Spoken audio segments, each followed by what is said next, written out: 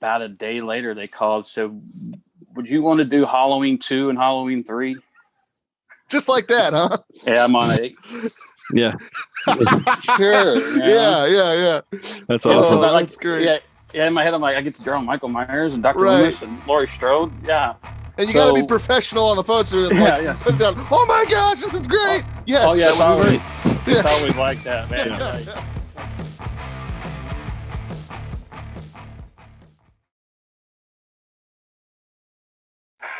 Welcome to the Dastardly Dingoes podcast, a show that celebrates all things nerdy. You'll get an insider's look into the world of comic books, graphic novels, TV and film, gaming and pop culture, as well as the technologies that drive all of it. Now, are you ready to get nerdy? Welcome to the Dastardly Dingoes podcast, the show about all things nerdy. We discuss nerd news, movies, TV shows, games, comics, and interview the amazing creators who bring it all to life. I'm Brian. I'm Jeremy. And brace yourselves, because we're about to get nerdy. Folks, this week's guest holds a very special place in my life. In 2010, I had a dream of making comics and telling a specific story through that medium, and I had absolutely no idea how to do it or make it happen. And through a mutual friend, I met this guy who was putting together an anthology.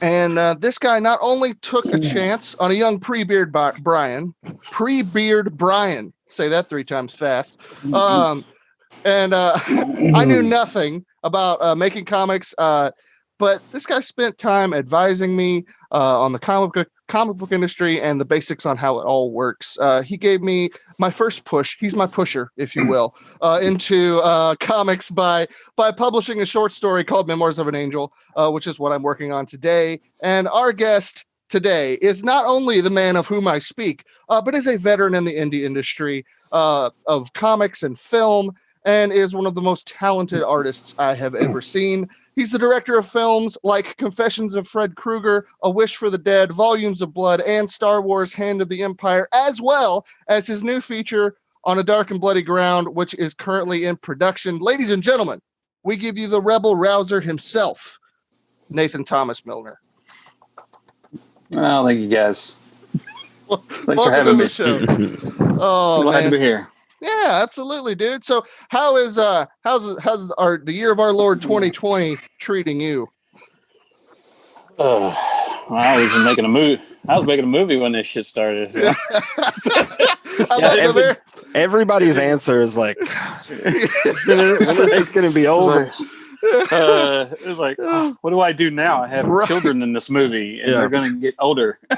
Oh, dude, I didn't even think about that. Yeah, like that was the thing. Like they're gonna hit puberty because they were like 11, 12 years old, and I'm like, oh shit. Oh, dude, literally voices, any minute now. Yeah, their voices are gonna drop. Oh, dude, that is pressure right there. I'm glad. Yeah. But you were able to. When were you able to get back to work? I know you've been working for a while. I think late August is when we got back to it. Yeah. Just taking it gradually and making sure we're safe.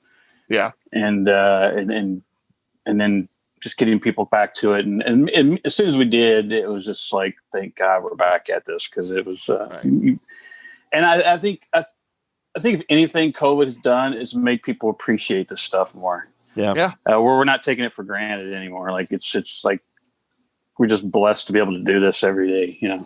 That's for cool. sure, man. I mean, I know plenty of introverts that now they're like, we had our guest on a few weeks ago, Stephen Bowman, who said like, I got my wish and I don't want it. Yeah. It's like, I miss people now. And it's so weird for them to feel that way, but it's true, man. I think you hit it right on the nose. We all miss each other and miss going to places and doing things that we took for granted. Yeah. Yep. Especially with things like cons and things like that, where like everyone has like a shared love of something, you know. Yeah.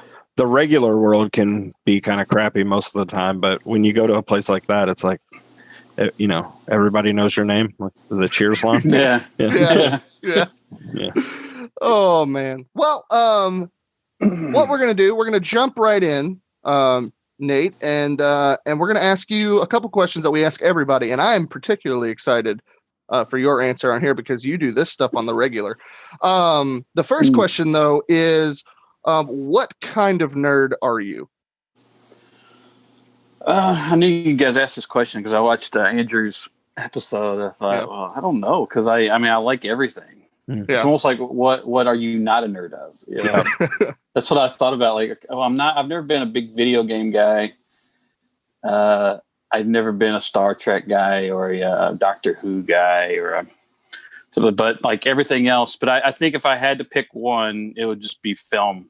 Okay. I think out of everything, I've been in the comics, I've been into, all this stuff, but if you were to quiz me or try to like pick my brain for something, I'd be in trouble if it was some of those. Cause I drew comics for 30 years, but I don't know everything about comics. There are people who know there's too much, too many comics. And, I love Star Wars, but there are people who know a whole lot about Star Wars. So I feel comfortable saying my nerd thing, niche, whatever you want to call it, is film. Cool. Well, I think that, just enjoying the films that you've made, I would say that is pretty accurate, sir.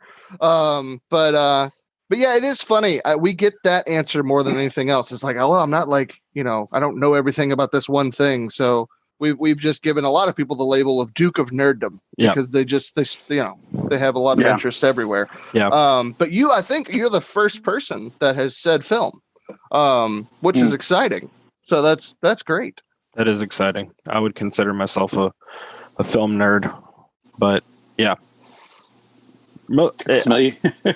most people, like, it's just I don't know, they think that's not nerdy to be like a film buff. I guess most people would consider like, oh, I'm a film buff, and maybe they like that title better.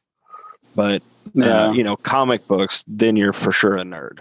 You know what I mean? Yeah. Like, yeah. It's like it's like a hierarchy. It's weird. Yeah, I guess. I guess because you can get like people who are the beautiful people who are film fans or something. But the same thing is like the level of shit that I watch and know is nerdy. Like the stuff because there's people who watch movies and there's people who watch pretty much everything and geek out about everything to the point where Tarantino is not your same. He's a geek. He's a film geek. He's not. Sure. He's not a film fan. He's a film fan, but he knows about all the B movies and the kung fu movies and the anime movies and the Japanese. He knows all about that, and that's kind of how I am. So I didn't become that until I got into college. I was just a guy who watched whatever was out. What everybody sees, like the John Hughes movies and then Lucas movies and the Spielberg movies, and then I saw Reservoir Dogs in my freshman year in college, and was like, wait a minute, what is this? And then you get into that guy, and he just starts saying, have you seen John Woo movies? And have you seen that? So all of a sudden you're just going down the rabbit hole of film. Yeah. You want to see it all. Yeah, it's true. Yeah. Well, I know recently you've posted about, the top horror movies or whatever. I think if I can remember correctly, there was one somebody asked you to do like a top 50 or something. You couldn't. You did a top 100. So this is going to be really hard for you. No, I got to. I know you said something about top 5. I can do that. Okay. Yeah. No, that's the thing. That's what I'm saying. He does this stuff on the regular. Like I'll get on, like I'll like randomly wake up, in the middle of the night at like 4 a.m, and I'll look on, and Nate's like, "I'm bored. Tell me what your top 5 movies are of all times." And I'm like, "All right, I'll just scroll through them." Yeah, I gotta keep. I gotta stay awake. Yeah. So what are your top 5 movies? Okay. My favorite film is Taxi Driver. Okay. Second is No Country for Old Men. All right. Third is Reservoir Dogs. Fourth is Dazed and Confused. And 5 is kind of a weird tie because one of them's edging in to beat the other, but Star Wars, just like kind of the saga, because it means so much to me, is kind of 5th. Yeah. But Jaws keeps wanting to eat it. Really? All right. I see what you did there. Yeah, because the more I watch Jaws, the more, like, there are 5 films that I turn to as a filmmaker that I watch and study, and Star Wars isn't one of those. It's Taxi Driver, The Shining, Jaws, Halloween, and No Country for Old Men. I'll pop those in when I need to be motivated or just kind of just really dissect and study the filmmaking and get those juices flowing. And so Jaws keeps kind of wanting to be in that top 5 really bad. Yeah. I really like that. I dig that you kind of you broke the rules a little bit and you said the Star Wars saga, because I break the rules and say Lord of the Rings for mine. Like, that's my top. Yeah, how can you pick? How can you pick? It's one. It's one story. Exactly. Yeah. Thank you. See, someone finally understands, Jeremy. Gosh, that's how I look at it. Like Star Wars. You're just a lazy picker. No. I talked about this a while back. Like Star Wars is blatantly episodic. It says episode 4, episode 5, episode 6. It's like a television series. You don't say, well, my favorite TV shows are episode 4 of Breaking Bad and episode. It's all one thing, right? Fine. Thank you. Fine. That's right. You said things that I couldn't say because I'm not as smart as you are. But take that, Jeremy Woodring. Fine. No, but it's just the same with Lord of the Rings, right? Because like even when it was even when it was originally written by Tolkien, he wrote it as one book. And then his publishers was like, no, you can't do that. That's like 4,000 pages. And so he had to split it up into 3 books. But yeah, man, I dig it. So I appreciate the fact that Jaws is creeping in there, but I like the fact that the Star Wars saga remains as of now. I mean, I can't bump it out because I was born in '76, so Star Wars I grew up on, and it was like, it's what made me want to be a storyteller. It's like the first thing that really hit me as what this really is and what all this, heroic stories and good versus evil. It all comes from that trilogy. Yeah. It is honestly one of, I think, the best takes on the hero's journey that I've ever seen and will ever see. It's so good. Lucas just took those archetypes and ran with it and did things in film that's never been done before. Yeah. So that was great, man. Well, awesome. So now that we've got those couple questions out of the way, let's jump into the nitty gritty and get to know you a little bit, buddy. So you have done a lot of things. So walk us through that story from little Nate, who was a child fascinated with Star Wars to then how you got into comics and films and TV or movie posters and infinity and beyond. Okay. Well, that's what I remember is like I was into so much, and when I would get into something, I'd be obsessed with it. But it was one of those things where I guess a lot of kids are like that, but I've noticed especially a lot of creative people. My cousin Taylor, watching her grow up, she was like that. Like you'd go visit, I'd go see her like once a year in Tennessee, and one year she'd be all obsessed with Ninja Turtles, and she knew everything about Ninja Turtles. And then the next summer or spring, she'd be all about sea life and things like that, or dinosaurs. It was always something different. I'm like, I was like that. Like I would see a movie, and all of a sudden that's what I was obsessed with. Yeah. Or G.I. Joe came out, or Transformers came out, or I would be obsessed with that. And that's what I would, and of course I would draw it because I started drawing when I was 5. So I would draw whatever I was into. And then, I saw Nightmare on Elm Street, and I became a horror fan. I started drawing Freddy and Jason, and, going down the rabbit hole again on all, like going to the video store and renting everything on the shelf in that genre. And then Batman came out in '89, and all of a sudden I want to draw Batman and I want to draw comics. And it was just like that. Like I would do that, and then, music, whatever it was, I would get into something and I would just need to absorb everything about it and learn everything about it and just live with it. But I've been drawing since I was 5. I remember vividly sitting in first grade. My teacher sat me down at the table at her desk, and she had a stack of paper, blank paper, and she had these coloring book pages that she had printed off.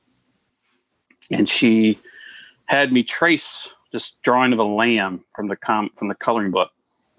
and the whole class was watching me. So, I'm surprised. Yeah, no wonder I'm introverted. Deep roots right there, man. So I'm having to draw it. And then I did it, and then she said, trace it again, and she made me do it 3 times. And then she said, all right, now draw it just looking at it. And I did it, and it was pretty good. And of course at 6 or 5, I didn't know what the hell she was trying to do, but what she was doing was just teach me reposition, teaching my hand and my eye and everything to coordinate, to remember, recall what I had done, teaching everything to work together. And my mom had told me a few years ago that she had talked to her about it and said, he's got signs of being, having this talent. And she said, it's basically, if you give a normal child an assignment to draw a house, they'll draw a square, they'll draw a triangle. For the roof, they'll draw maybe a chimney, a door, or a window. So Nathan draws the shutters and the gutters and the sidewalk and the bushes. And basically it's detail, it's observation. And I think it's not just art, it's all art. It's all creative. If you're a musician or a chef or whatever it is, an actor, a director, you just observe things in more detail. I mean, I see you got a guitar back there. I know Brian's an artist as well. I mean, you guys know, you just pay attention. You hear more, you see more, and that just becomes, that's how you're able to do it. That's how you're able to direct or write or tell stories or draw, is because you just see things and dissect them and remember them. If I'm writing or if I'm directing, I can direct people because I know I pay attention to how people behave, and directing film is all about behavior. Yeah. That's what actors are doing. So you pay attention to how people react to things or behave or treat each other and so when you're watching an actor do it, you're like, you're not there yet. You give them those notes that you need to give them. Or again, as a writer, when you're writing your story or dialogue, how these people are going to interact or react to each other. Sure. Yeah. So I think right from there, I mean, she saw that observation thing, and I see it in my daughter. I've seen it in my nephew who's shown artistic ability. Even my daughter would see me drawing and she said, that doesn't look right, Daddy. That doesn't look, at like 3, Out of the mouth of babes, right? Yeah. And I'm like, baby, you're right. So, so just wad it up. Damn it. This is worthless now. I can't impress the toddler. So I guess I can't impress my boss. But yeah, it was like, I did that. And like I said, I saw Batman in '89, and that put me on a kind of trajectory of wanting to be a comic book artist. Yeah. And from there, I was in that time when, Jim Lee and Todd McFarlane and Silvestri were like the gods of comic book artists. Yeah. And right before Image broke. And so I was highly influenced by those guys. And but then I got into college, and right when I got into college, The Crow came out, and then I picked up Sin City, like the first graphic novel of Sin City, and I went, "Whoa, you can do this! You can do." I thought it all had to be superhero stuff, Right. You could do these, because those were like what I loved in film, like the Tarantino stuff and the John Woo stuff and all that. So that's when I created that Malevolent comic book. Around there, and then I tried to get that going for years, and then I ran into some guys locally who were doing web comics called Feral Comics Presents, and we finally put that out in like 2003. I think was the first year we published a book. And then a couple years later, I walked into a bookstore and saw an issue of Horror Hound magazine. I know I'm skipping through here, but this is kind of like the cliff notes of how things rolled. I saw this magazine, I read it, and I really liked it. And I had loved horror since I was 12, but I liked everything. But if I went to the video store, the first thing I was looking for were whatever was new in horror. Right. Yeah. And because you find those gems if you do that. Usually every other genre, it's just there. I mean, every once in a while you find like an equilibrium in the science fiction section or something like that. But so I wrote the editor in chief from Horror Hound, and for about 2 years later, he gave me a job, and from there I was added to the staff, and Oh, cool. immediately embraced by the horror community. The horror community is very supportive of artists and everybody in general. And before I knew it, Scream Factory was calling. They were starting they wanted to put out they were Shout Factory, and they wanted to have a sister branch for horror, and they hired me to be their first artist. And I did Blu-ray covers for like Halloween 2 and Halloween 3 was the first thing I did. And which I never thought was going to happen because they weren't doing illustrations for movies anymore. Everything was out. Yeah. I was gonna stop you right there with when you got that gig. How stoked were you? Because you're a huge Halloween fan, man. Oh yeah. They had written me a year earlier. Didn't tell me who they were. They just said, "Hey, would you be interested in doing a Blu-ray cover for Terror Train?" I was never a huge Terror Train fan, but I was still like, yeah, hell yeah, I'll do that. And then a year went by, and then they wrote me back, and they said, well, this is Shout Factory, and they told me what they were doing. Mm-hmm. They had put out a line of Roger Corman movies that had sold really well. So they, being horror fans, were like, hey, we should do what we did with the Corman movies with 80s horror movies that we love, because a lot of these studios that own those movies weren't doing much with them. They put them out. They'd have like a trailer on it, or, just nothing. They weren't giving them any love, or it wasn't a new transfer or anything like that. So they wanted to give them the proper attention and love. So they wanted to get audio commentaries and new features and new artwork and new, remastered them. And so they said, "Do you still want to do this Terror Train?" I said, "Oh, absolutely." And we talked about it, and, money and all that stuff. And about a day later, they called, said, "Would you want to do Halloween 2 and Halloween 3? Just like that, huh? Yeah, I'm on 8. Yeah. Sure. Yeah. That's awesome. That's great. Yeah, in my head, I'm like, I get to draw Michael Myers and Dr. Loomis and Laurie Strode. Yeah. And you got to be professional on the phone. So it's put it down. Oh my gosh, this is great. Yes. Oh yeah. It's always like that, man. Yeah. Like anytime I get those calls, and they come out of the blue, because I actually been fortunate enough where I haven't really had to chase work. Like I did write that letter to Horror Hound, but Scream Factory came to me, NECA came to me, Playboy came to me, and like all these companies would come to me. So, and part of that is because family comes first for me, and I've always I don't want to get too busy or too consumed by that to where it takes me away from my family. So I'm always I've always kind of walked the line of, I don't want to be too busy because I want to be here with them, and I don't want to have time for them. So that's why I don't chase them. Yeah. But, so at the same time, if I did chase them, I'd probably do pretty well for myself. But at the same time, it's funny. That reminds me of a documentary that they did a few years ago on Tom Savini.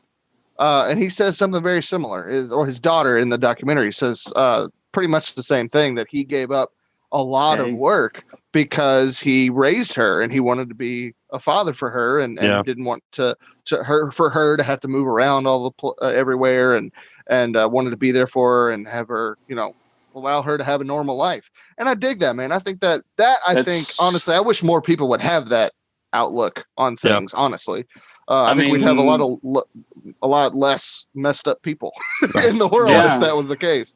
I mean, that's what you have to do, because it's, the sad truth, and the thing you got to learn about art is that you're replaceable, and your career is going to go up and down and up and down. So none of this is going to last. So I've always understood that I'm doing well, but this is probably not going to last. So when it comes to the end, do I care about that up and down career, or do I care about my wife and my daughter and my family? Yeah. That's who I want. So what is your priority? Yeah. And, I never give a shit about the fame or any of that stuff. So it's if it comes, just be content as you're going. And that's how I've always kind of handled it. So enjoy the ride, Yep. Yeah. Absolutely. So I didn't, and actually I did want to talk about this. You've mentioned Batman a couple times. So you were 13, I guess, when it came out? 13 when Tim Burton's Batman. Yeah, when that one came out. So you saw it in theaters? Yep. Oh, I'm jealous. I was 3 when it came out. So, So in that moment, because I'm a huge Batman nerd, obviously. So like in that moment, you're in the theater. This thing that the comic. Had you read The Dark Knight Returns yet? By Frank Miller? No, not yet.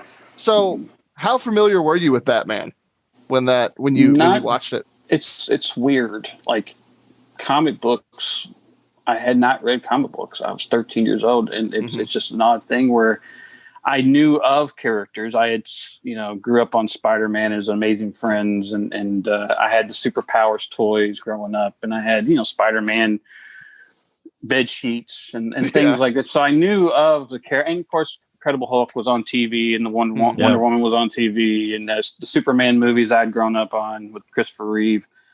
But Batman really wasn't. I mean, I don't know if Batman had any kind of presence at that time in my youth, other than I knew who he was, or I had toys of Batman. So I knew vaguely who the Joker and Robin and Batman and Penguin. There's those characters in pop culture that even if you haven't explored them, you're aware of them, and that's how big Of course, Batman's huge. So when that movie came out, I knew a little. When I saw it, I went, "Holy hell, this is amazing!" And then, I think Nickelodeon started rerunning the '60s television series at that time, and then I went and started buying the comics. And at that time, Detective Comics was being drawn by Norm Brayfogle. And when I saw his artwork, it took me a little while before I got to Frank Miller. I don't remember, not immediately. I would see those images. I would see those drawings from Frank Miller's work, or I would see, Brian Boland's Killing Joke drawings, or I would see, but I didn't get to those books because, it was, different time. It wasn't, I don't know if the comic book shops were around yet. If they were very limited. Back then you go to a convenience store, a gas station, or grocery store to get comics. Yeah, I remember. I don't know if you remember the supermarket called Biggs, and they were like the only grocery store in town that had comics. And then we had like little, I think we might have maybe 2 when I was a little kid. But you're right. That during that time there was slim pickings. Yeah, there wasn't. I mean, you went to the grocery store, the convenience store, the gas station. There's that little turn rack thing, and that was it. That was your. And then, of course, a couple years later, I guess probably because of Batman, things blew up, and then Wizard magazine came out, and Image, and all that, and suddenly there were collector stores everywhere, baseball cards and comic book shops, and they just blew up. But then they raised the price, and all the collector stuff happened, and then they all just started to die off really quick after a couple of years. And I still don't go to a lot of comic book shops just because of I don't live near one. And I kind of got to the point where I stopped buying them and reading them because I didn't want them to influence what I was writing myself or what I was doing. Because it's very easy to fall into that where you're like, well, this is what's selling, so I'm going to incorporate that. So I kind of got to where over the last 30 years or so, I kind of just read the occasional graphic novel or something. Someone tells me, hey, you need to check out this book. I think the last thing, I don't think I've bought anything monthly since the early 90s. I've picked up a trade paperback. I think the only thing I've kept consistently, I finished The Walking Dead. I think that's about it. Oh, wow. I read those books. Yeah. I started reading those when they came out when first trades came out. Yeah. But other than that, Sean Dolphin will throw me hey, you got to read this Batman Court of the Owls book. And I'm like, okay, cool. Oh, this is really rad. But other than that, I think it just got to where they cost so much. They were harder to get. And I just didn't have the time, especially now, with the career taking off 15 years ago or whatever it was. Yeah. I have hardly any time to do anything anymore. So it's a good thing and a bad thing, I guess. Yeah. No, I get it all the time. People are like, hey, have you watched this new show or you read this? Like, no, man. No, I haven't had a life since 2015. Comic books. Yeah. You're a comic book artist. There ain't nothing you can do. I did that Leslie Vernon sequel comic, and I was reluctant to do it because I knew how much work it was. And Scott Glosserman, the director, is like, I want you to do it. And I was like, you're not going to make any money, man. I'm trying to talk him out of doing it. You're going to lose. And he's like, you sound like my producer, Nate. Well, it's so funny. I told Jeremy this earlier today. Yeah. I said the very first thing you said to me when I came to you to do your anthology you were putting together, you looked at me and you said, you're never going to make money. It was the best thing ever. He just like, here's your dreams. I'm popping them right now. You're not going to do it. You got to do it for the love of it or get out. You didn't say it that harshly, but that was it. That was the truth. You know, you got to do it for the love of it. That is the first lesson you got to learn is no one cares what you're doing.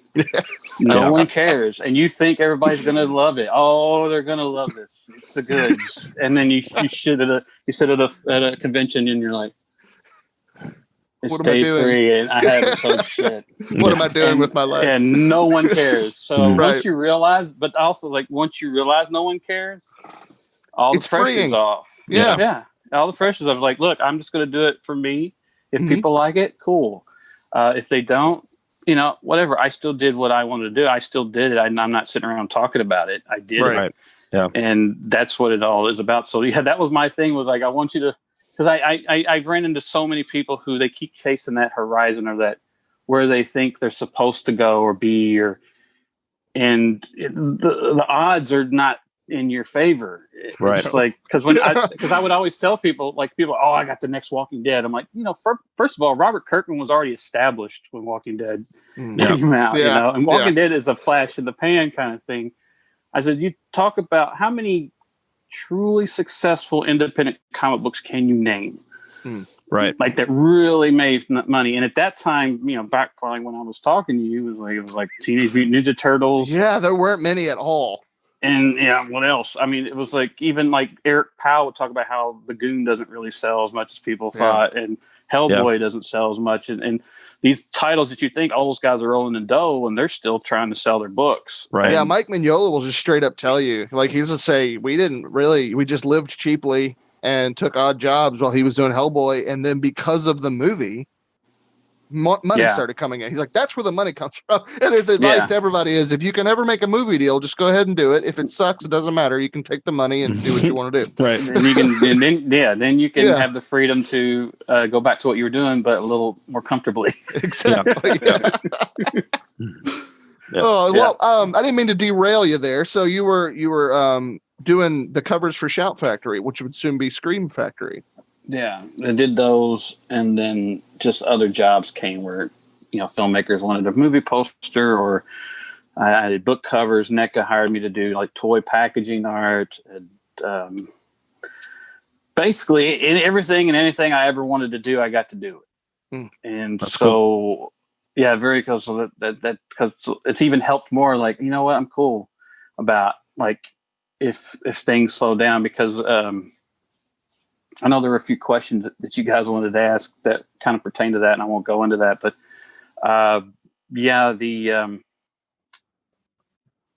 it just snowballed, and I just kind of went with it. And then like the filmmaking came around the same time. 2008 was this year where 2008 was kind of it, because in 2008 I started filming my first movie. My daughter was born. And I finished the Malevolent graphic novel, the 250-pager that I've been working on since '96. Not a big year at all for you, then. Not at all. No. Yeah, and I started working for Horror around that year. Good grief, sir. Wow. Yeah. Awesome. Well, 2008 was the year of Nathan Thomas Milliner. Yeah, that's what that means. Apparently, I didn't even know. It was a good year. It was a good year. I was telling Brian as we were driving home. So I just got back from vacation. We were in Memphis and we drove back today, and I was trying to like learn as much as I could about you for this conversation.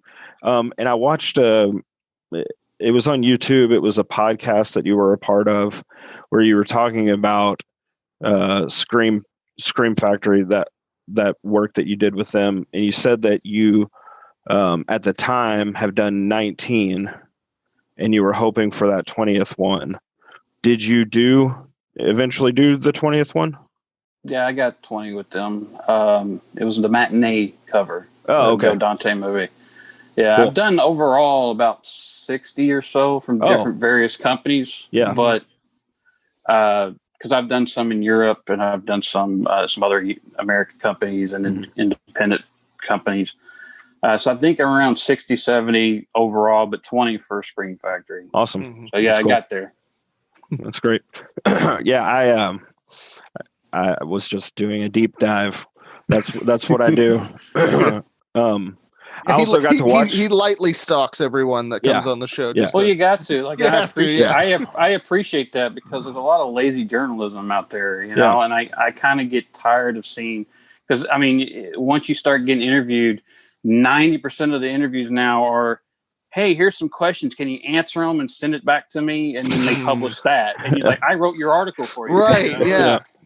And you read articles, you read reviews, and they don't name anybody. They don't really know what they're talking about. They don't know the film, the people they're talking about. And I thought, you know, if you're going to compliment someone's work in this review, if you're going to say, hey, that cinematography is nice, why don't you find out who shot it? Yeah. Why don't you find out who that guy is? Yeah. And what else he's done, and mention that, because he probably did it for little to no money. Yeah. And that's going to mean a lot to him and may help him get work. Yeah.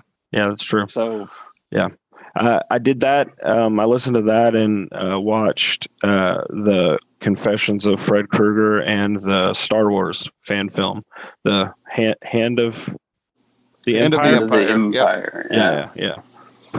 Fantastic. Thank you. Yeah, it was great.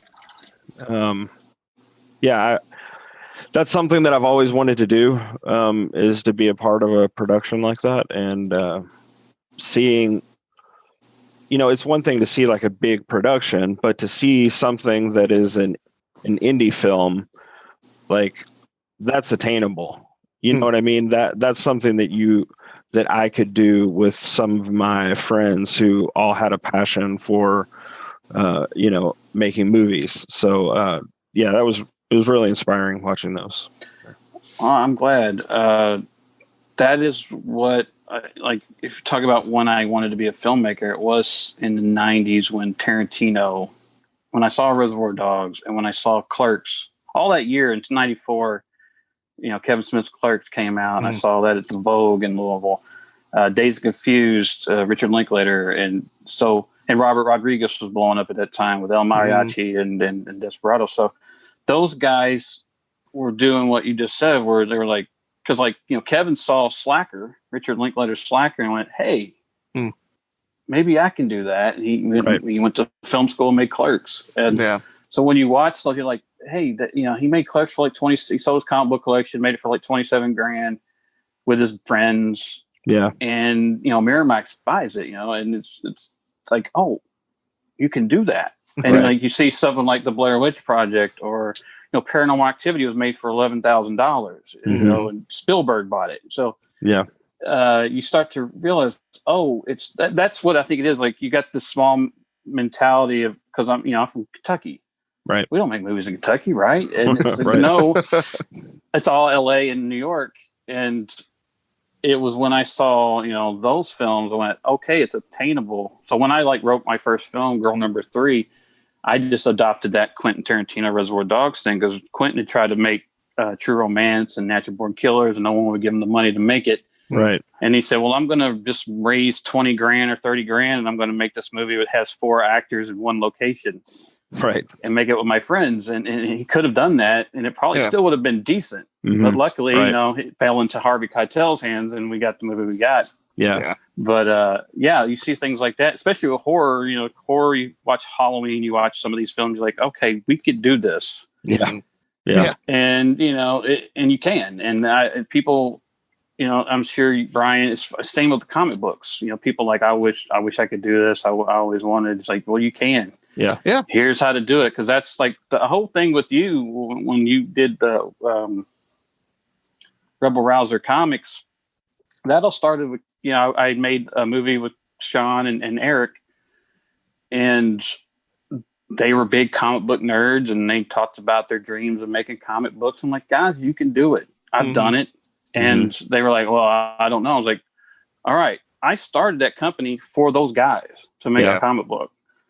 I said, I'll do it. I was done with comics. I was so busy with my horror art and all that stuff and movie making that I was like, I was done. But I'm like, I'm going to help you guys because you should realize that dream. And so it's not going to take much time. All I have to do is produce an 8-page story to join with you guys. All I have to do is put it together for you guys and send it to the printers. And that's how that all happened.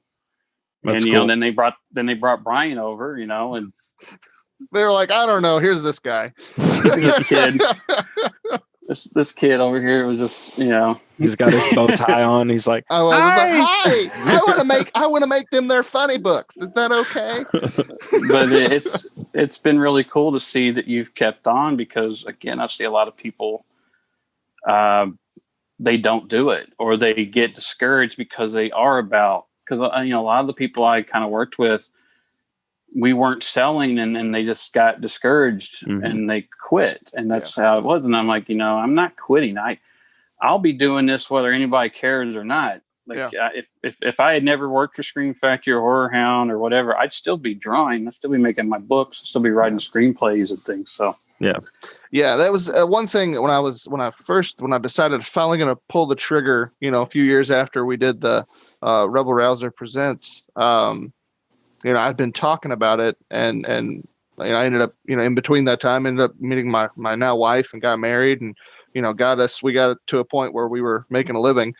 And I'd been talking about this the whole time. And finally one day she's like, all right, look, like, are you going to do this or are you just going to shut up about it? Because you only have the two options. And I was like, you know what? I'm doing this. And so, and I said from the beginning, it was, I don't really care if anybody ever buys it. I'm going to make it, if anything, just for the people that I love that I've been, harassing them about the story for 15 years. I'm going to just do it for them. And thankfully other people thought it was pretty decent too. So, but that's really, you're right. That's what it comes down to is if you want to go out and you want to do something, do your research and go do it. Because with the technology we have, it's so obtainable right now. You can do pretty much anything you want to do. And you know what? If you start off and it sucks, guess what? Keep doing it. You'll get better. Oh yeah. You look at Steven Van Zandt was on Mark Maron, I think, from the E Street Band, Springsteen's band. He talked about that. He goes, everybody wants to be. They are always seeing that finish line, but he goes, you don't realize, well, if you're a musician, you've got to suck. Yeah. You've got to go out there and you've got to play those dives and you got to suck and you got to get booed off stage. You got to do that. Then you got to play covers and you got to play those covers and you got to learn them and you got to see how the crowd and audience reacts to those. So that you know what works. And then you start incorporating that. You start writing your music and you suck a little more. He goes, and then finally you cut your album and you suck at that because you don't know how to record yet. He goes, and then you record a couple albums and you learn how to record and then you get better and better and better. He goes, because you have to go through that process. You can't just, here I am, love it. Right. Go on Facebook and say, hey, give me 1,000 likes and tell me how awesome I am, because that's what everybody's wanting. Right. It's like, no, I'm 44 years old. I didn't just get here yesterday. I was 30 something years old when I got published for the first time. Yeah. So it takes a time and thankfully, because if I had to learn and improve and get better to get to that point. But again, you've got to realize that you don't have to take over the world. 1,000 people is a great following. Yeah. If you got 1,000 people buying your comics, you're doing pretty well. Yeah. But you don't need, there's 7 billion people in the world. You don't need all 7 billion. And half of them are going to hate you and talk crap about you and think you're garbage. But there's going to be those people who have your work on their wall or has started their own comic book because they read your comic book and said, hey, I like this and I want to try this. And so, once you get, and that's the hardest thing about, that's the funniest thing about artists is we are insecure. We're very sensitive. You seem more extroverted than me, Brian. I don't know you extremely well, but you seem extroverted. I'm introverted. And it's like, as an artist, you have to put yourself out there. You have to wear your heart on your sleeve, and you have to let people judge you, which is the scariest thing for introverts. Yeah. And sensitive people to do. So you have to kind of get through that hump, and you really do by just saying, you know, hey, you have to focus on that. You could be helping somebody else or making a difference, or what else are you going to do? I mean, what else? I mean, you're just going to regret it for the rest of your life, and it held you back, or work a regular job. God. Yeah. Lame. Although, guess what? Spoiler alert. You're going to probably work a regular job anyway. So there's that. I know people that work. Yeah. I know that people that work for Marvel that also have another job that they do from 9 to 5 or, odd hours or whatever, because it helps pay the bills. You got to be able to do that stuff. Yeah. You're constantly art, especially art, is you're always unemployed. Yeah. Like you're chasing another job. You're job to job to job. And like, when you start to realize when you, because like you talk like actors, you ever see that documentary, that guy that was in that thing, I think it's called something like that. And it's talking about character actors. Yeah. Yeah. And they talked about how there are like 250,000 SAG card holders. So there are 250,000 actors in the union. You do not know 250,000 of those people. You know maybe 100 of them. Yeah. At every given time, there's like 100 movie stars. And they have to pay $5,000 a year for their SAG dues. And a lot of them just do enough to pay that, but they have other jobs because you can't live off $5,000 or whatever the hell they're making. Yeah. So, you watch that documentary, you're seeing like Eric Roberts living in a small, modest house, doing all these films. Like, that's Eric Roberts. How is that? But people have that perception. Oh, you make movies. What? Because I get that too. I work at UPS. They're like, oh, you make movies? You do all these things? Why are you here? Yes, that question. Oh, goodness. Yeah. What are you doing here? What are you doing here? I was like, like food, I love my family, and I get insurance here. Exactly. And, so, and that's the thing. You got to understand that. And I think this comes with being responsible. I got to be responsible, because you hear like deadbeat artist, or you're not your family sacrificing to live your dreams. Like, well, you can do both. Like, people say, I don't have time. Like, dude, you got time, because look at everything I'm doing, and I still work UPS, and I still do all these other things. I'm still there for my daughter and my wife. So don't give me that nonsense. You can do it. That's why you just heard us all say we haven't watched movies or read comics in years, because we're busy doing this other stuff that, we're bringing the stuff to life that's in our heads. Yeah. Cool. One of the questions we wanted to ask you is, we just talked about your vast experience. What has been one of the most important lessons that you've had to learn from being a creator, and like what effect did it have on you, and what did you learn from it? I kind of think what we just said, where you've got to be in the moment and enjoy the walk and enjoy every step. And I saw so many, again, people saying, I want to be here, or I should be here, and they may be doing really well, but they don't appreciate it. And I'm like, you've got to be content all the way through. It's the only way to get through it. And you got to realize it's going to come, it's going to go. And once you get to, like, I think there are a few quotes or things I heard people say that I really pay attention to. I try to listen to people who've been there and really take to heart. And there were two things I thought about.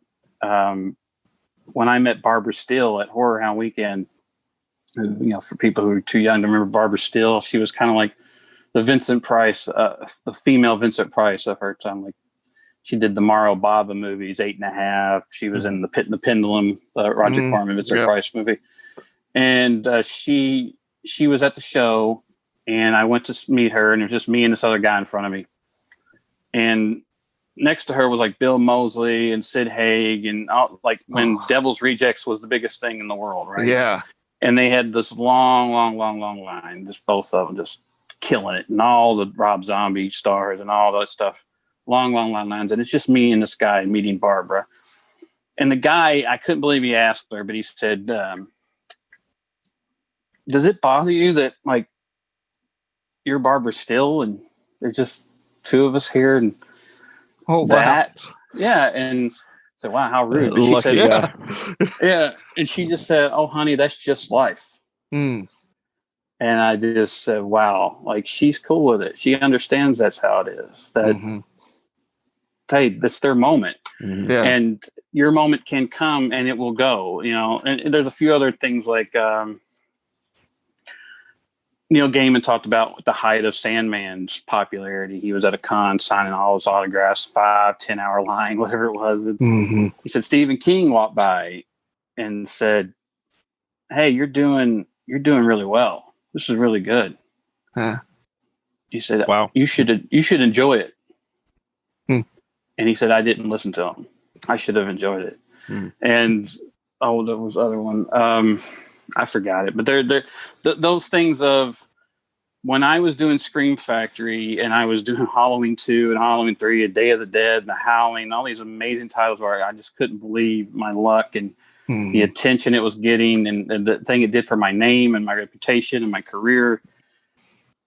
I had to stop and think, this could be it, Nate. Yeah. So enjoy it. This could be the top of what you do. Yeah. It's not saying this is amazing, but for me, it could have been the high mark. And because I thought about all the other artists that I grew up loving, like, you know, Derek Riggs, who did, you know, the Iron Maiden covers for Iron Maiden. And I thought about, like, outside of those Maiden covers, what do I know about Derek Riggs? Like, wow. I mean, he still works, but I don't know of his work outside of those Iron Maiden covers. So those were his mark. Yeah. And I think about Matthew Peak, who did the Nightmare on Elm Street posters. 5 or 6 posters. And I thought, I don't know anything other than that he's done. Yeah. Those were his peak. And I wonder if they enjoyed it when they were there. And the thing is, if you don't, you can really get sucked into chasing it or trying to hang on to it. Yeah. And that's just leads to total depression. If you're kind of like, I got to hang on to it. Where am I going to go? Where do I go? So if you just stop, say, especially now with Facebook and where you're like looking at every like and every comment and you're like, knock that shit off. Stop. Right. Especially now with the algorithms, because all of us are depressed because we're like, I used to get like 500 likes. Now I get like 3. Yeah. And like, do people not like me anymore? Did I do something wrong? No, it's not you. It's Facebook. Yeah. So you have to just, I've stopped looking at comments. I don't care about reviews. I don't like, because, and a lot of that came from, because anytime I would listen to celebrities talk or famous people talk, they would always say that don't Google your name. Don't read reviews. Yeah. Don't do anything. And I would think, you're right, because it just, you could have 1,000 people say you're amazing, and you could have one guy say you're shit. Yeah. And that guy will just eat at you. Yeah. And like, why do you not like me? You know, right. So yeah. Zack Snyder. Sorry, I didn't mean to interrupt. No, go ahead. I was going to say, Zack Snyder told Ben Affleck when it was announced that he was going to be Batman for Batman versus Superman. He told him, he said, don't look at the internet. Just don't give it a month. Give it a month or so, which sadly it lasted a lot longer than a month. No. But you know, he said, just don't. And Ben Affleck said, I didn't listen at all. He said, I got on like that night. And he said, the first thing I saw was a guy that commented, no. It was like, and I immediately felt the weight of all of that. Yeah. Yeah. And because they don't know you, and they don't know what, especially in that situation where a guy's cast in a movie, they haven't even given you an opportunity to show what you're going to do. Because people saw Ben Affleck, and from what I saw, he's become a lot of people's favorite Batman. He's mine. And and so that's the thing I get. And people do not learn from that. They didn't learn from Heath Ledger. They didn't learn from Michael Keaton back in '89. They just doubt you right away.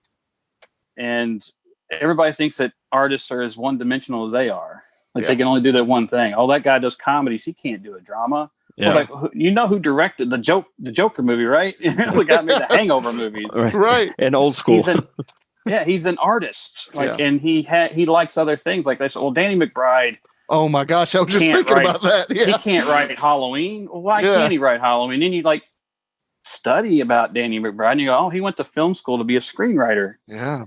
And the thing he wanted to write were horror films and like fantasy films. That was what he does loved. A fantastic job of it too, man.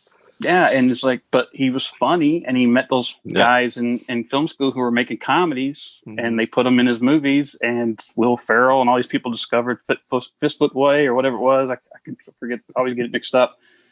And they're like, this guy's hilarious. And then they start casting him in their movies, and now he's a comedy icon. But he's still that guy who grew up on Halloween movies and Nightmare on Elm Street movies. You know, he's my age. He grew up watching the same things I did. Yeah, and so. But people always think, oh, that's who you are. Just picture that guy from Pineapple Express. When they think of Danny McBride, you know, like, I can't imagine he could be serious about anything. Yeah. Always going to write a bunch of dick and fart jokes. Right, man. Like, when and when I saw him that he was going to be in, was it Alien Covenant? Yeah. That he was in. I was like immediately my knee-jerk reaction was, oh, are you serious? And then I stopped myself because I learned from Heath Ledger because I was that guy on the front lines of hating the fact that man was cast as the Joker. He shut me up real hard. And so like now I always try to at least see a trailer first before I cast any kind of judgment because like somebody saw this in this person. Like you didn't see that audition. You weren't in there in the room when they made that decision because you know, they beat out a whole lot of people for that part. It's like, Nicholas Brendan's in my new film, who people know from Buffy. I didn't really watch Buffy the Vampire Slayer, but, you know, he's the kind of comic relief of that show. He's really, really funny. Yeah. And he came in to read for us, and he was just like Robin Williams. I mean, in person, this guy, I was 4 hours hanging out with him. My ribs hurt. That's so laughing. Cool. Yeah, but he was auditioning for the lead part in the movie, which is this very melancholy, dark, depressed, dramatic role. And I read with him, and like he was like again up here on 11, just bouncing off the walls, endless energy and laughter and jokes. And then he sat down, and boom, he was the guy. Like he was there, and he did it effortlessly. And as soon as he was done with it, he jumped right out of it. I want another one. I want another one. I want another one. And he sat down and he went right into it again. I'm like, this is what talent is. This is what these great people say that actor can't do that. Bullshit. They got there because they have this talent. They were on stage. They did Shakespeare. They did all this stuff. Just because they got known for, you know, playing Edward in Twilight doesn't mean they can't do Batman. You know, right? I mean, they can't. It's just a role. And sadly, roles start to define people. But it's just, as a working actor, you're just trying to get work. You're trying to get a paycheck, pay your bills. Yeah. And people don't get that with the arts. They think that everything is, again, one-dimensional, or everybody does. No one should do anything for money, or no one should ever do anything for that. So, it's the only job where you're not allowed to, because I always tell people, they say, well, he should do it. He shouldn't be about the money. I'm like, do you go to your job because you love it? Right. Yeah. Do you make sandwiches at Subway because you're just passionate about it? You would make them for free if you could? I doubt it. Right. Yeah. So. Oh man. Yeah, well, actually, I'm going to kind of skip ahead to one of the later questions that we had, because I think it fits really well. In your experience, what do audiences want, and is it the creator's role to worry about that? They don't know what they want. They don't know what they want. They say one thing, they want the other. They say, I talked about that the other day, is that, especially in the horror world, we're getting a lot of remakes. And I want you to do something original. I want you to do something original. Something original. And then Get Out comes out, and they're like, that sucks. I don't want that. Yeah. And it's like, he won an Oscar for that shit. You know, that's good.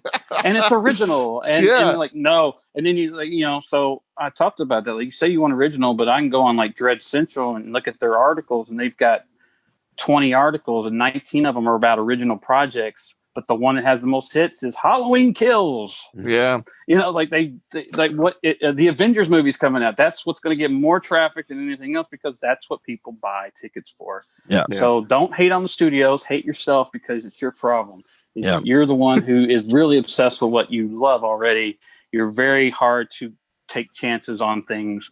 And also with today, especially because film is so limitless, because we have streaming. I talk about this all the time. When I was a kid, if I went to the video store and rented 2 or 3 movies, that's what I had. Yeah. Yeah. Or HBO had 5 movies a month. Yeah. Yeah. And so I watched Beastmaster over and over and over and over, because that's what I had. Yeah. And so like that, you're committed to that. You can't just watch 10 minutes. This sucks. What else should I watch? And that's what happens. And then they go online and say that movie was terrible. And well, I watched 10 minutes and that was it. Like, you can't judge a movie off 10 minutes. But I don't think you can't cater to the audience. That's what the money people, of course, people shit on Hollywood. Look, if I'm giving you $30 million, yes, I want my money back. Yeah. So I'm going to look at what people are buying. I can't blame the people giving you money to make your thing. I can't blame them for wanting it to be successful.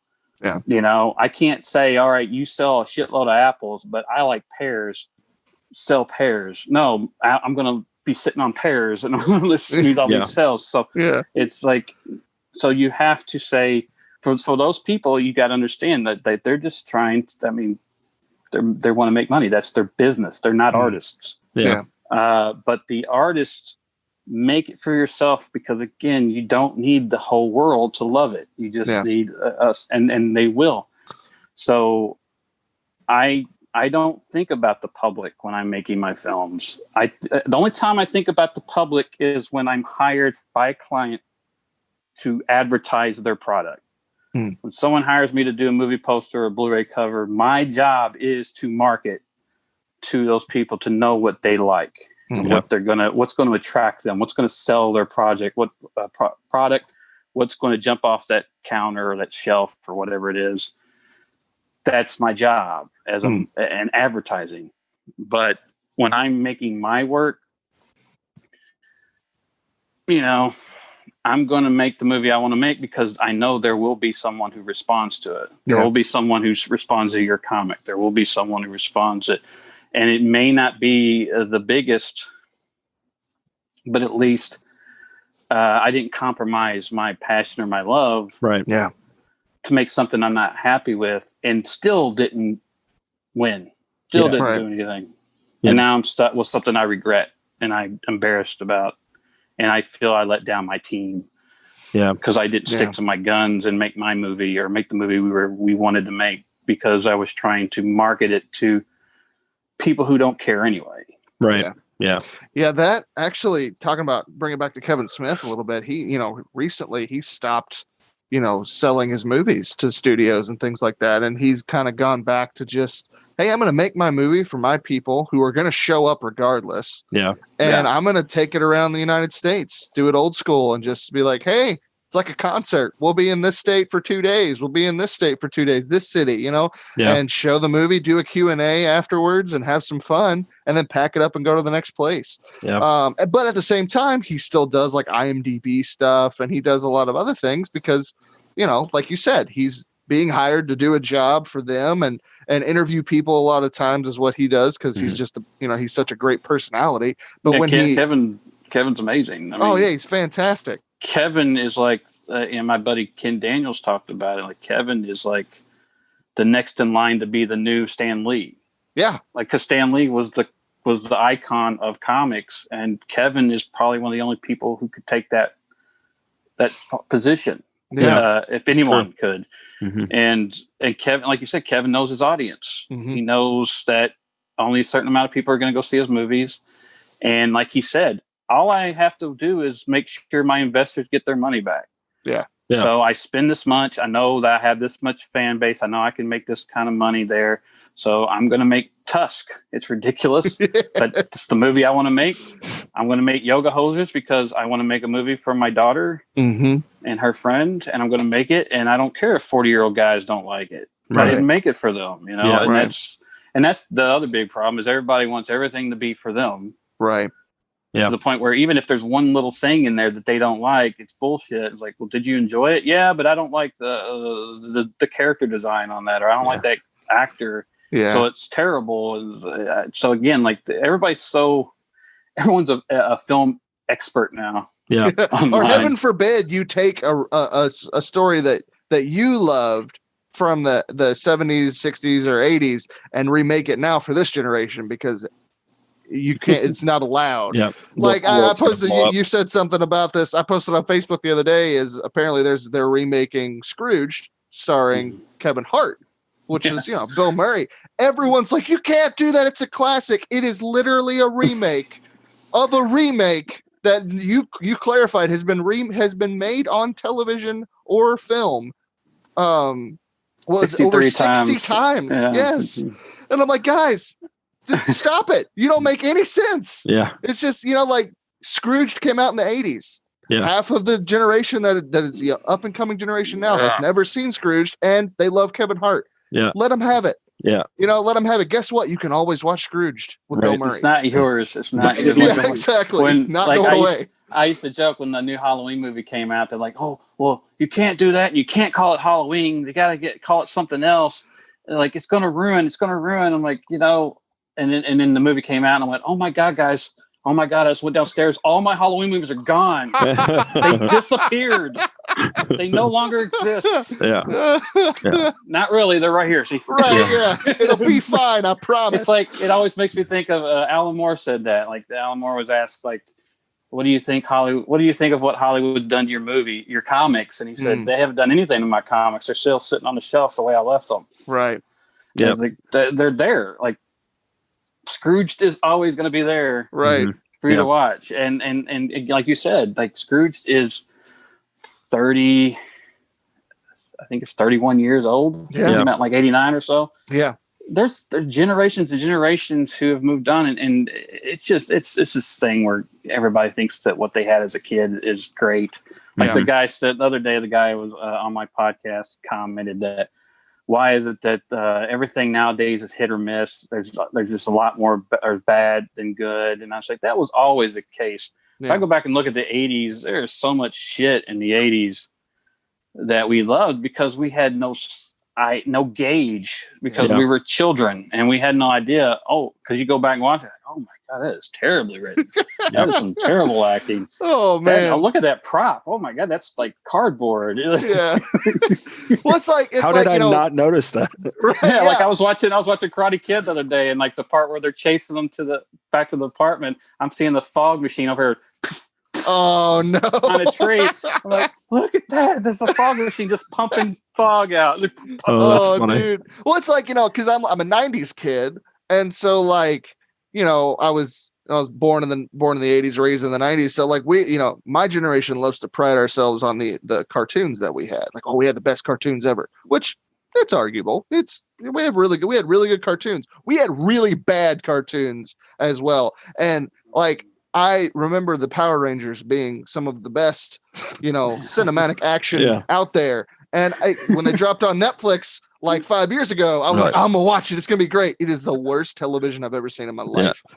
Oh my gosh, it's so bad. I love it still, but it wasn't the best. It wasn't. It was just so much to us. Yeah. It's the same way with like when the Transformers movies came out, people just dogged them. And I'm like, have y'all watched the cartoon since the 80s? Yeah. Yeah, like this is not like Shakespeare or anything. This is like, just kind of bad, and like especially like Masters of the Universe and some of the cartoons are awful. But we had no idea. Or like the Ninja Turtles, like cartoon where they all have the same color bandana on, or like the wrong one is talking with the wrong voice. So like, I didn't mean to. So bad. No. The funny thing about the thing about Ninja Turtles, I'm glad you brought it up because that brought me and Power Rangers, because that's a little after me, because I was probably in my teens when those came out. Mm-hmm. I think I was in high school and Power Rangers, or I may be in college, but because the Turtles comics were out, but I didn't know of them in 84, 85. But the thing about, I started seeing people wanted to grow up with them. Mm. So I started seeing people wanting the Ninja Turtles new movies or something to be ultra violent. Yeah. Like the comics were. Yeah. Well, that's already gone. Now the Ninja Turtles are now that, what it was. But also someone say, I want an R-rated Power Rangers movie. I want it violent. And I'm like, no, why? you can't do that. Like you just can't say, all right, I want to take this away from children. Just like the Star Wars movies, they watch the Star Wars kiddies. Like they were always children's movies. They were all. He wrote those movies for kids. He made them for kids. There was something else I was thinking about where, the Scary Stories to Tell in the Dark. I thought that movie was good. I love that movie so much. I hope they do a sequel. I've heard that they are. Yeah. Because the way it ends, I feel like they need to. But I loved it. It was great.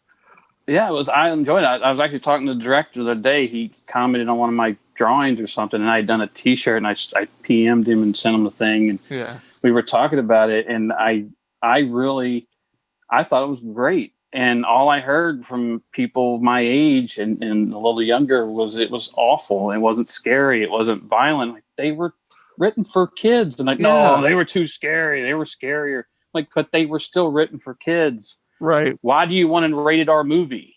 Yeah. For children's books. They could have been scary. Yeah. But they're still children's books. Yeah. Yeah. So everybody, and so that really kind of bummed me out because they don't want anything for, and the thing is they're so convinced that kids today aren't getting the classics we had. I'm like, are you kidding me? Yeah. What about the Marvel movies and the Lord of the Rings movies and the Harry Potter movies and the Hunger Games movies? Those are their Star Wars. Those are their Indiana Jones movies. Those are their Back to the Future movies.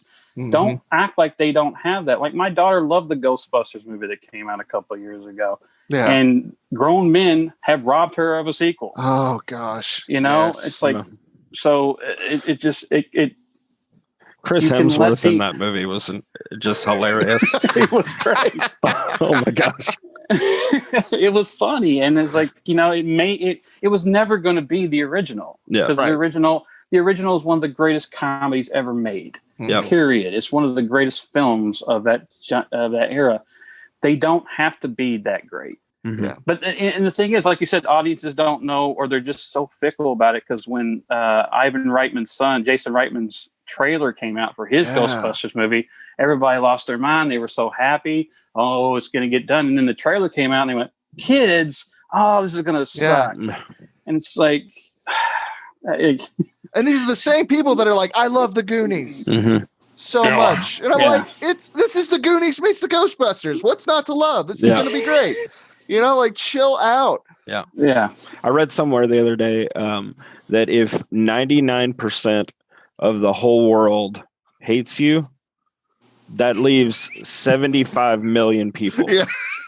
75 million people. Yeah. So you're going to be fine. Right. Exactly. Yeah. That's what I said. The odds, the percentages, they're in your favor. If you've got your video on YouTube has 1 million likes and you've got 80 dislikes, don't worry about those 80 dislikes. It's fine. Anybody who I always say anybody who goes on YouTube and comments and puts thumbs downs are just sad people anyway. Who's got that kind Right. time? What are you doing with your life? You're policing YouTube. Hate this one. Hate this one. Hate this one. I was watching clips of children playing music. Like there was a kid who was 10 playing Van Halen's Eruption flawlessly. Awesome. And it's 30 dislikes. I'm like, who disliked that? Right, because it wasn't literally Van Halen playing it in that moment. It's a child playing a guitar better than you ever will. It's I'm really thankful for this lesson that I was talking. You mentioned earlier that I'm an extrovert, and I was kind of forced to be because I did theater in middle school and high school, and that's what brought that out in me. But the lesson that I've always carried, and I carried into doing comics, and anything that I do that, is for some kind of audience or readership, is when you're doing a play, if you go out on stage and there's 5 people out there, guess what? It's not a failure. You're performing for those 5 people. It doesn't matter if there's 5 or 5,000. That's your audience. And so, like, if you have 5 likes, guess what? You have 5 people that went out of their way to like what you posted or like what you put out, and that's your following right now. Yeah. Do whatever you're doing for them, and don't worry about everybody else who's either not showing up or hating on it. I tried to tell my daughter that because I had to, I have to do public speaking, I have to do Q&As, I have to do podcasts and things like in front of crowds, and I mean, if you told me 20 years ago that I'd be doing that, I'd be like, you're crazy. Yeah. But like you said, like, I think one of the first times I did was at the Q&A, one of my first movies. I was really nervous and really shy. And then I made a joke about myself about it, and they kind of laughed, and they were all there and they were with me and they were listening and they were applauding. Yeah. And so my daughter's introverted, and I try to tell her, you get over it once you realize sort of what you said. They're on your side. Yeah. They want you to be great. Yeah. They want you to make them laugh. They want you to teach them or say something profound to them. They're listening to you. Yeah. Mm-hmm. They don't have to be. They are. And so they're not waiting for you to fall on your face or fail. So once you realize that they're on your side, just like I tell like a lot of young actors who come on my movies who have never done it before, they're really kind of nervous. I always tell them, like, look, we're all here for you. We're all rooting for you.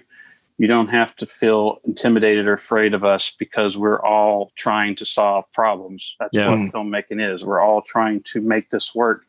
So we're over here cheering you on. Yeah. So we're on your side. Don't think you have to impress us. And if you have a problem, we're your support.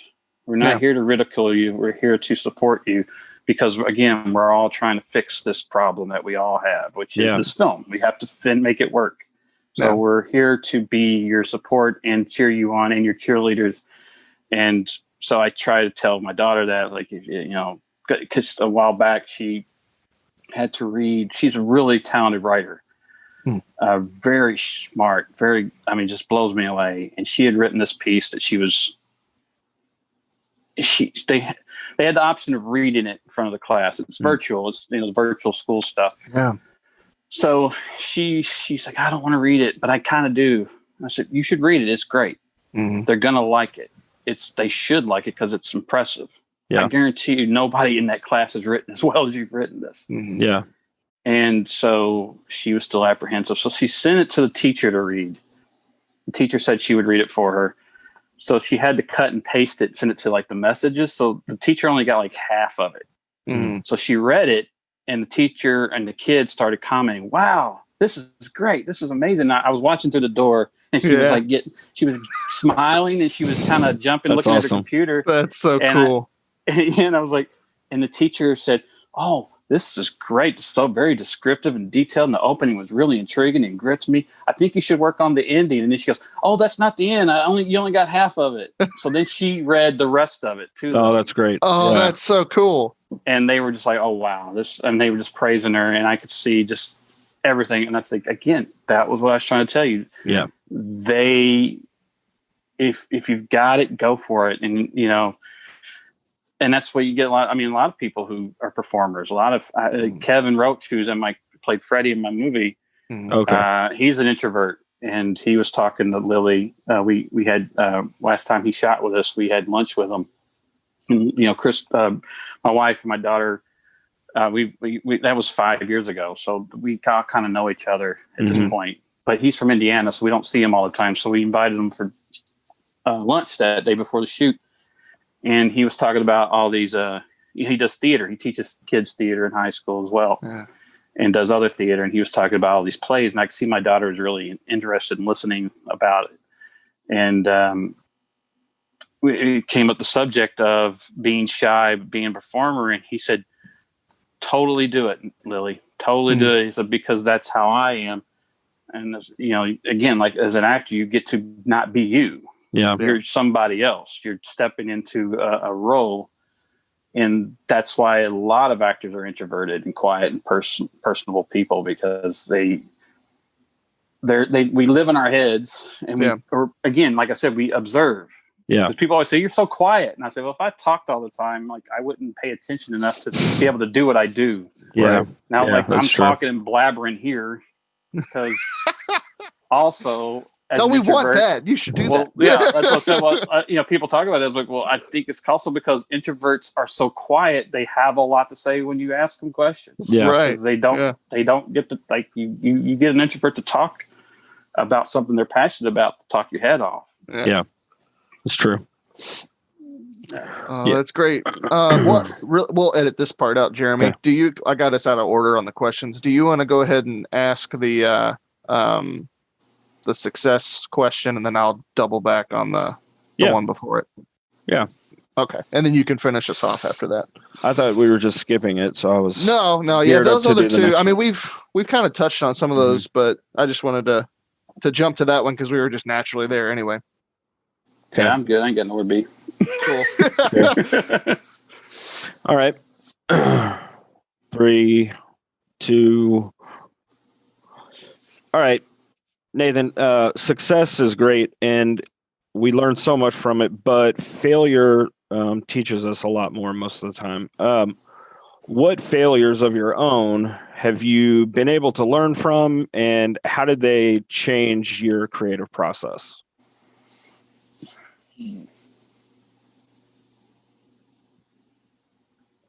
I think it's also possible to fail at success.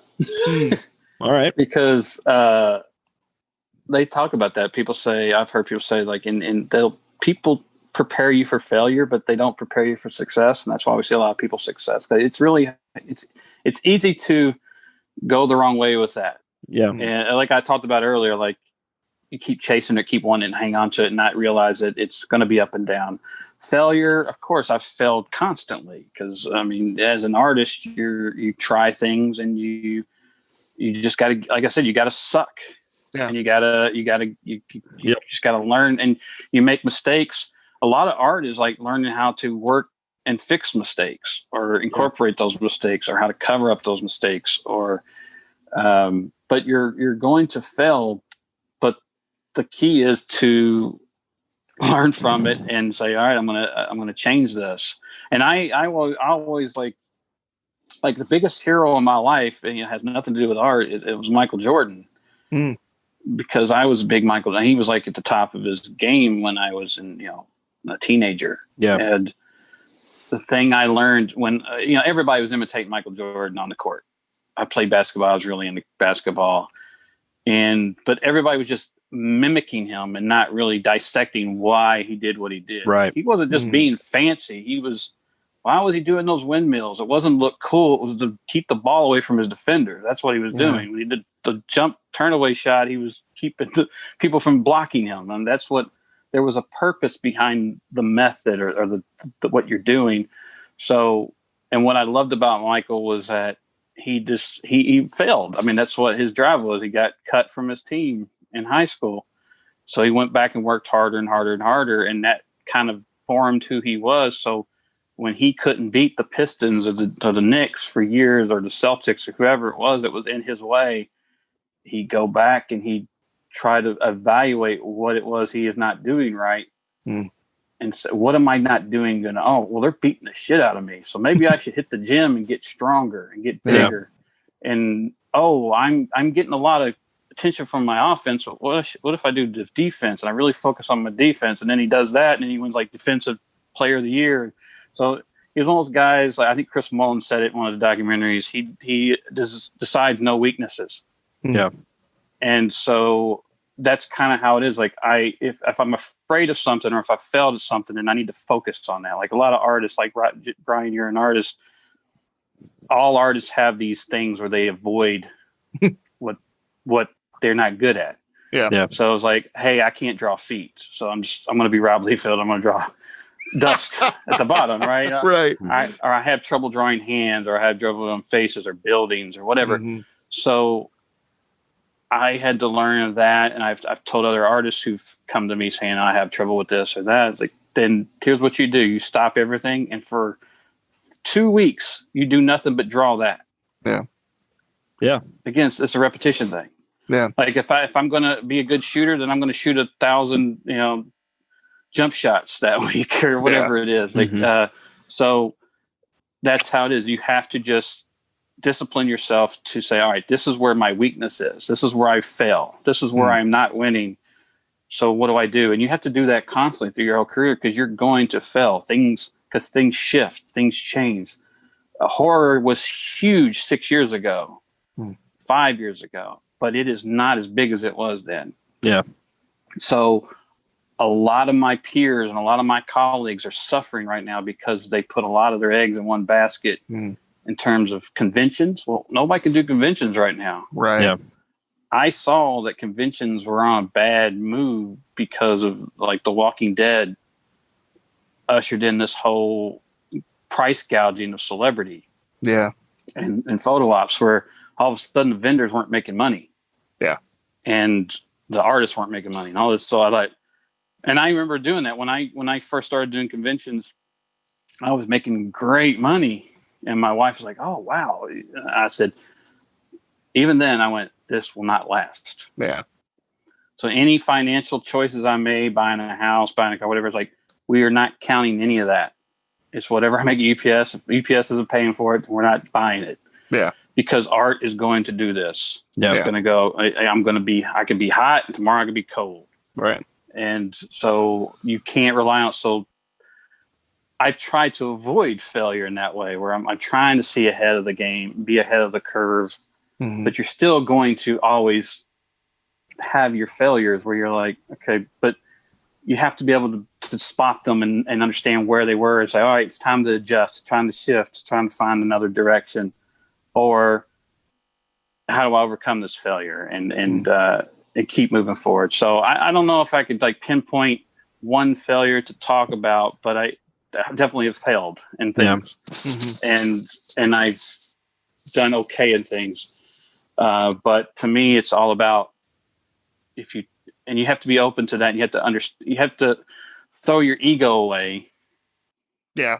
Yeah. And you throw your ego away and say, maybe I don't know everything, and maybe I'm not perfect, and maybe I'm not the greatest thing in the world right now. Yeah. Like maybe I should realize that. And that goes back into I know, honey, that's just life lesson of, but also like learning who to listen to and who not to listen. That was one other quote I wanted to talk about, was one it goes back to the not reading my not going online. Like you talked about Ben Affleck. Yeah.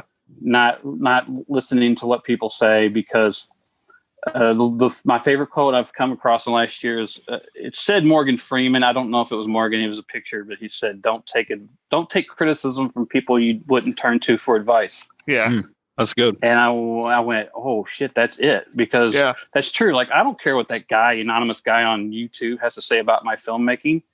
Like he doesn't know, but I'm going to listen to Tom Holland, who directed Fright Night, who wrote me a message saying, "Hey, you're doing a great job, great." You know. Like the day we posted the trailer, Fred Decker, who made Monster Squad, like looks fantastic, Nate. Oh, that's so cool. I'm gonna listen to Fred Decker. I'm not gonna listen to the other guy goes, "This looks like shit." Like I'm gonna turn to that guy because I respect his experience and what and especially if they're people who tell you right, who tell you straight. I had like my buddy Ken, who's my producer.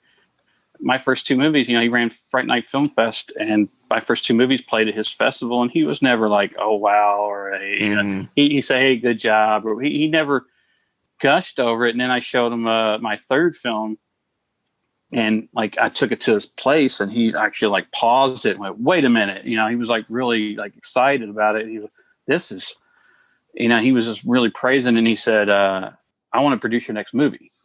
Right after seeing that. So I knew he wasn't bullshitting me. Yeah. And that's what I want. And I don't want bullshit, because there's a lot of back patting, especially in the community, because everybody's looking to maybe ride coattails a Yeah. lot. I'm seeing that where they'll kiss your ass because they think maybe I'll get somewhere with them if we buddy up. Yeah. But it's the people who are friends of mine who write a review and they give me the negativity, not negative.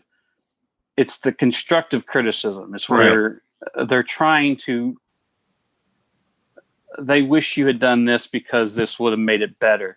Yeah. Like they were rooting for you, and like if you had done this is where I had a problem.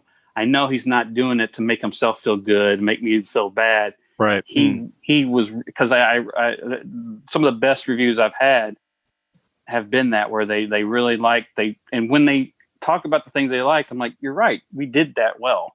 Yeah. When they talk about the bad things, I'm like, they're right. They're absolutely right. I'll write them. It's like, you were absolutely right. I totally agree with you. That was a problem. And I need to, again, I failed. I need to pay attention to that. So like, one movie I did, a guy who was an Emmy winning writer said, "Oh, you too much dialogue. There's too much writing. There's too much, dialogue." So the next movie I made, I had no dialogue. I tried to, I said, I'm gonna make a movie that's silent. Yeah. And because that's what film is. It's silent anyway. It's all about visual storytelling. So I'm going to challenge myself so that and then again, you put that in your arsenal. You say, okay, so when I'm writing, is this, I remember what he said and I value what he said because he was honest and he knows. You can tell when someone knows what they're talking about when you read a review or when you read a criticism, because most of those people who shit on everything absolutely have no idea what they're talking about. They can't back it up or actually explain what they're saying. They're just regurgitating the same things they've heard other people say. The dialogue. For real. Okay, so like, what part of it? What would you change? There for a short period of time, I would like. Because I don't engage with the trolls anymore, but there was a season where I did, and my go-to thing, and I felt so impressive afterwards, and it accomplished nothing. But I just like they'd be like crap all over this movie, and I'd be like, "Oh, really? When's your movie coming out?" And I'd be that guy, and like, but a part of it, like, that is a good thing to think through, because I actually thought about that. I kind of like self-reflected with the same question after the Heath Ledger. After he shut me up really hard, I was like, you know what? I don't really know what I'm talking about. I've never made a movie. I've never casted a person before in my life. So yeah, maybe we should all just be quiet until we actually know what we're talking about. Sure. Yeah. Yeah. And that's a lesson to learn, because it is like, hey, maybe I don't know. And that's how, like, if I don't know something, I go learn it. Like that's the thing. Before I go online or go on my podcast and I put my foot down and I give you my opinion, there's a lot of research and thinking behind that opinion. It's not just I'm just vomiting my knee-jerk reaction at you that I don't like it. Like if you ask me for a critique, or if I'm asked to review something, I'm not going to tell you what you didn't do right, or I'm not going to tell you what the problem is. If I do, I'm going to tell you why. Yeah. I'm going to tell you exactly what the problem is. Like I said, I'm not going to say bad dialogue. I'm going to say, this is where the dialogue isn't working. This is what you need to take out. You're being repetitive. You're giving the audience the same information you gave them over here. They already know that. You can show this visually. Those type of things where you're trying to help them. And again, I've had people with ego where like they don't believe it. They just think you're being cocky or arrogant. It's like, no, I'm trying to help you. Yeah. And I'm not ridiculing you. I'm actually, again, I'm on your side. I'm rooting for you. Yeah. And I see you're making a mistake here because I've done this. I've done this. I've got the experience. I've got the education. I've done this research. I've listened to writers or filmmakers who I admire, who you admire, and talk about this. And I put this in my arsenal. And I'm just passing it along to you because that's what friends do. That's what people are supposed to do. And I'm not a person who's in the competition. I like good movies. I want to see other good movies. I don't want to be the only one making good movies. Yeah. I want to make other people making good comic books. I want to read good books. I want to read. So if I see potential in what you're doing and I know, hey, maybe look at this line, this scene. Yeah. I'm doing it for your benefit and mine as well, because and I don't need credit for it. I don't need any of that, but I again recognize when people have been there. Yeah. Who, and again, it goes back to that. Who would I turn to for advice? Well, you turned to me. Right. Yeah. Take it, So yeah. Well, and that's what it is. I think putting that, personally here, with you, I mean, when you wrote the introduction for the trade of Memoirs, you wrote it, and then you had, some really nice, kind things to say. You read the book, and then you said it's you complimented it. It was good. You're good art. And he said, and the one thing you said though, that it's stuck in my head, that I have worked at, which I feel like the last issue that came out, I finally got there, was typos. That is the biggest problem that I've had. And you brought that to my attention when the trade came out, and you weren't rude about it. You were just like, hey, this is all really good. This part right here, keep your focus on that moving forward. Do your letters good. Spell words right. Well, yeah, because it's like because that's what I've had a few things where I'm like, I know some asshole is going to point it out to you and make you feel small, and I don't want you to feel that way. So I'm going to tell you to save you from that bullshit. Yeah. And that's how I'm looking at it. Because I was somebody I was looking at their work, and I was like, in my head, I'm going, oh my God, they're going to just tear them apart. And I don't want that to happen to them, because I like them and they're a good person and they got talent.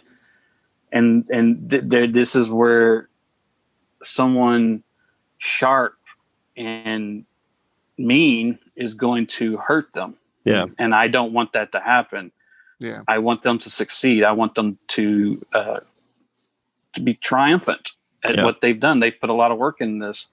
And you need that, because as an artist, like you said, it wasn't that you don't know how to spell those things or you don't know how to write those things. It's that I don't, though. That's the thing.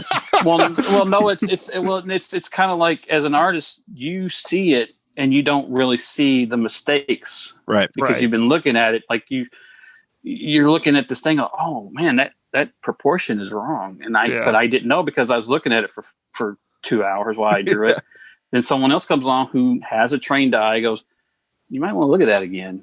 And like, you look at it and go, oh, because that's, and that, I think that comes down to professional and amateur. When you start working for professionals, there is less ego in a lot of professional worlds, because everybody's working on a professional level to produce great work. It's not about you or me or that. It's like, hey, we've all got a job to do, and this isn't good enough. And because I mean, if you work, because I remember like one of my movies, when it comes to, because I'm an artist, because I come from a background, I'm very detail oriented. So when a lot of people who make independent films don't think about everything, they don't think about the costuming or the art direction or color or what this means or what that means, or the props or what the storytelling outside of what's in the script. And so when I'm working with people who haven't done this before, and they're a prop master, or they're helping me with art direction, and I got to give them things I want or need. I had one case where I was asking for things, and the guy had never really done it. And he told me in hindsight, he just thought I was a picky asshole, like that was being a pain in the ass. And then he saw the final product, and he learned why I did that, why I needed those things. And then he realized, oh, I'm going to shut up. Yeah. Because you had a purpose. You weren't just being a pain in my ass. You had a conscious choice. And that's what filmmaking is. That's what art is. Like, you're making conscious choices to put that in there. And it's not just being demanding and arrogant or whatever. It's like you see the whole thing. It's like you watch an artist draw from scratch. You're like, what is he doing? What is that? Well, you already see it. You already know what it is. They're just watching you and going, what is he doing in there? What's he trying to build? And like, you're going to see it, but I'm the one who knows where it's going. Trust me. Yeah. And if you can build that trust and the people finally see it, they're like, okay, what do you need? Yeah. And that's how I've worked for other directors, and that's always my thing. I will, if a director wants me to help them with a script or something, the first thing I do is I just ask them tons of questions. Yeah. what are you trying to do? What is your envision? What are your inspirations? I ask them all these questions, and then I'll start writing with them. And they're like, wow, you're writing exactly like what I was having, like, because I asked you all these questions. Right. I'm writing for you. Yeah. It's not me, it's you. I'm writing for you. I have to know what you want. Yeah. And then I can write to you. This isn't me. This isn't my story. This is your story. But I need to know what you want. And that's what directing, filmmaking is. You need to be able to communicate with the costume people and the art direction and cinematographer and all. You need to be able to express what you want. And that's it. And their job is to make that happen for you. Mm-hmm. And so, that's the cool thing about it. And it's hard because I come from comics where I was doing everything. Yeah. It was a hard thing to adjust because I remember one of the first movies I was directing, like I'm like doing all the art direction. We have like 30 PAs around and I'm doing it. And the producer's like, Nate, that's why they're here. They can do it. And I'm like, but they're not going to get it right. They're not going to put it where I want it, And you just spoke to deep in my soul right there, man. That was uncomfortable to hear because I'm there right now. Like I'm doing everything on my comic, and I'm just like I'm scared to collaborate with anybody because that's mentality. Do I really want that guy to ink my stuff? Yeah, man. It's this thing, and it's like so. What I've been doing is like I've written a few stories that I'm intentionally going to collaborate with. So it's like this. I'm writing this to give it away, essentially, and I think as a creator, at least for me at this point in my life, like that's what I have to do. So that way I'm not like going into like, this is mine, my precious, like Gollum, and I think in that way it makes you open up and be able to give people things to help you and to create a team mentality instead of it just all being you. Yeah, you gotta. I mean, the director is the guy that you're working for, and that's the rule. So even though I'm a director, because a lot of people don't know where to stop crossing that line, where they want to chime in and question you and do those things. But I've always said, like that the Wicked Ones movie that just premiered a few weeks ago, I worked on the script. I was a co-writer, but once I was done with the script, it's your movie. Like, if you fail or if you succeed, it's still your movie. Once it leaves my hands, it's not mine anymore. That I know that's how film works. It's like once you take it from me, you're going to probably rewrite things. You're going to change things because you lost this location, or the actors are going to ad lib or come up with something. Then it's going to go into the editing, and the editor's going to make choices that don't match mine. And you have to give it away. You have to let it go. So it's a good habit to, or like you said, it's an experiment to try because as someone who's done it yourself. But when you're a director, you really do need to be like involved because you're going to get things where you're like, oh no, they should have done it that way. No, I got to do this over. It's not, and you don't want them to be insulted by that. Right. You got to realize, like, I always said the director is the person who's driving the train, or I think it was David Fincher, maybe it was, who was explaining, I'm up here above the train watching you. Yeah. And you can sway, but I got to make sure you don't go that way or go this way and fall off the track. So I know where we're going, and I'm just here to kind of keep you on track. It's so like you can go a little this way. And bowling. Yeah, the bumpers and bowling. Like, stay over here, stay over. You can go a little over there, but we're gonna have a strike at the end. Yeah. But if I don't put my bumpers there for you, we're gonna have a mess. And so, but when you're working on a film like that, I mean, I've been on films where I'm watching and I'm like, I see all kinds of mistakes. Like, they didn't get that, or they didn't put that camera in the right place, but it's not my place. Yeah. Because people need to believe in that director. That's your captain. And if I'm questioning him as an extra or a standby or a silent guy or whatever, they lose faith in him. And I can't do that. Yeah. So, and sadly people do, but like that's how I am. Like, so I and then you see it and you're like, yep, But that's the thing. Like, you have to know your role. Yeah. And do what you can, especially with film. Everything's a pre-production. Like, you do what you can to stop that from happening. Or if you get in the editing, you can get in the editing. You can save it in editing. Like, hey, maybe cut to this way or do that.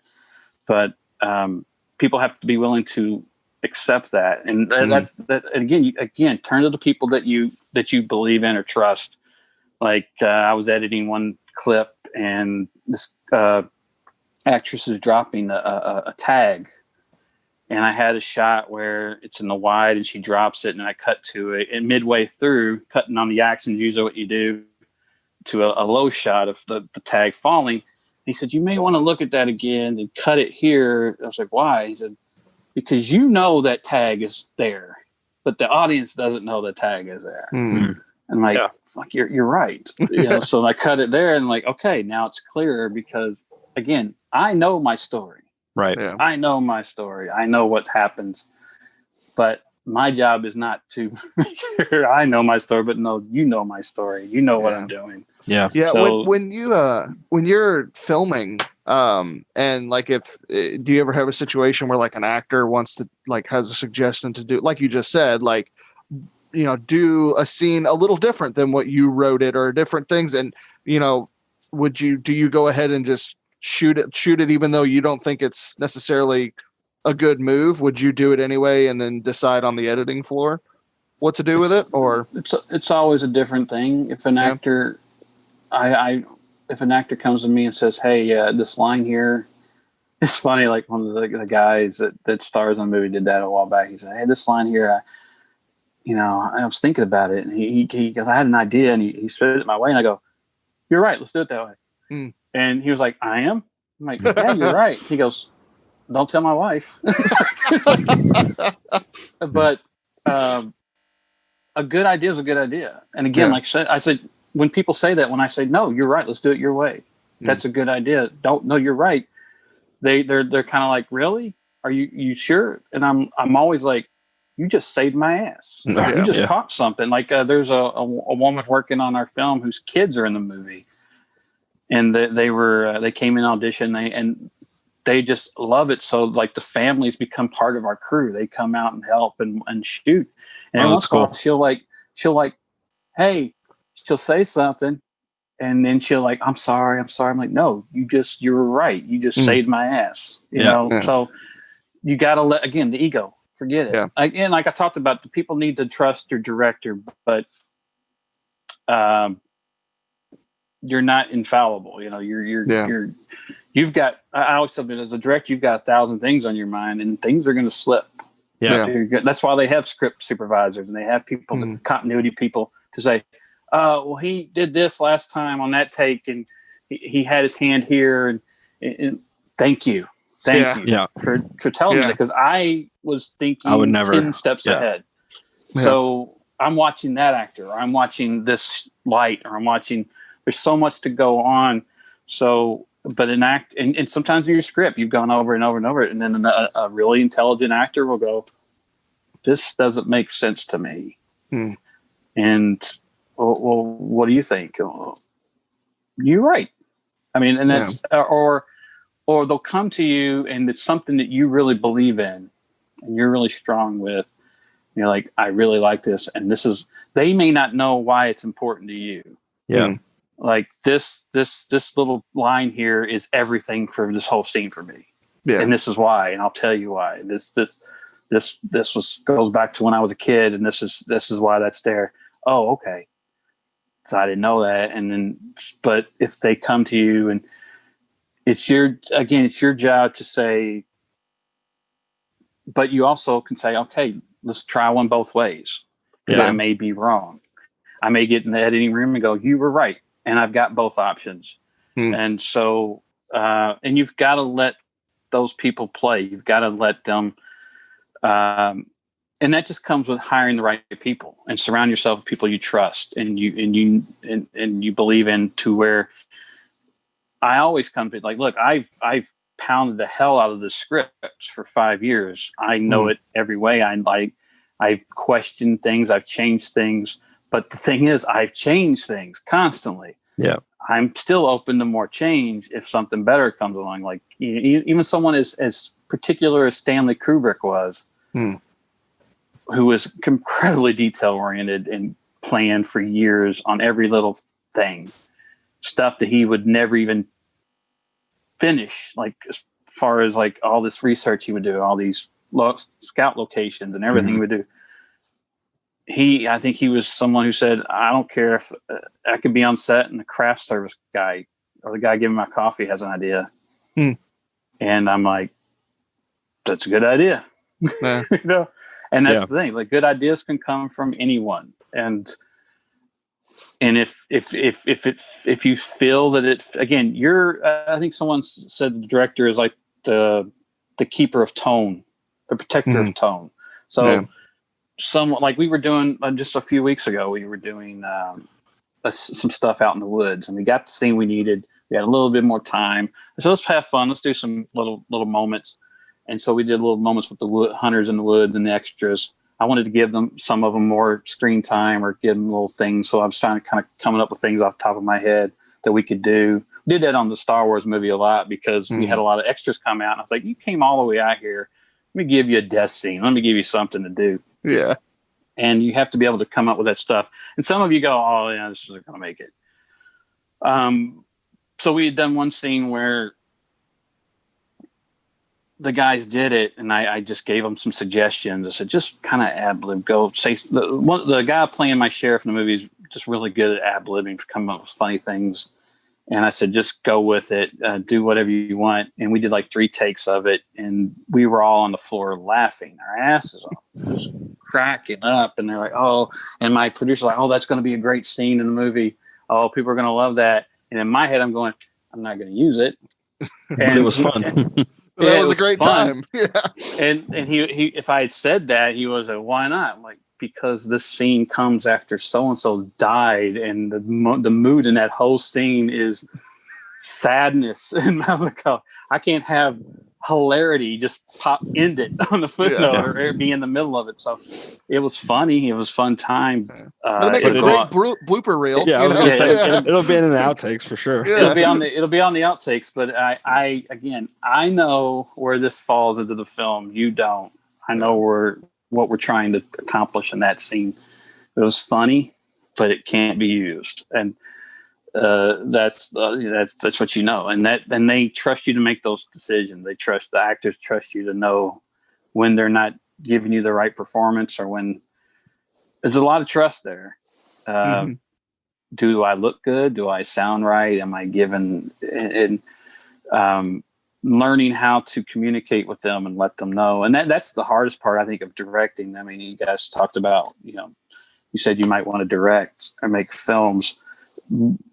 One of the hardest things to overcome with directing is understanding that they want your direction.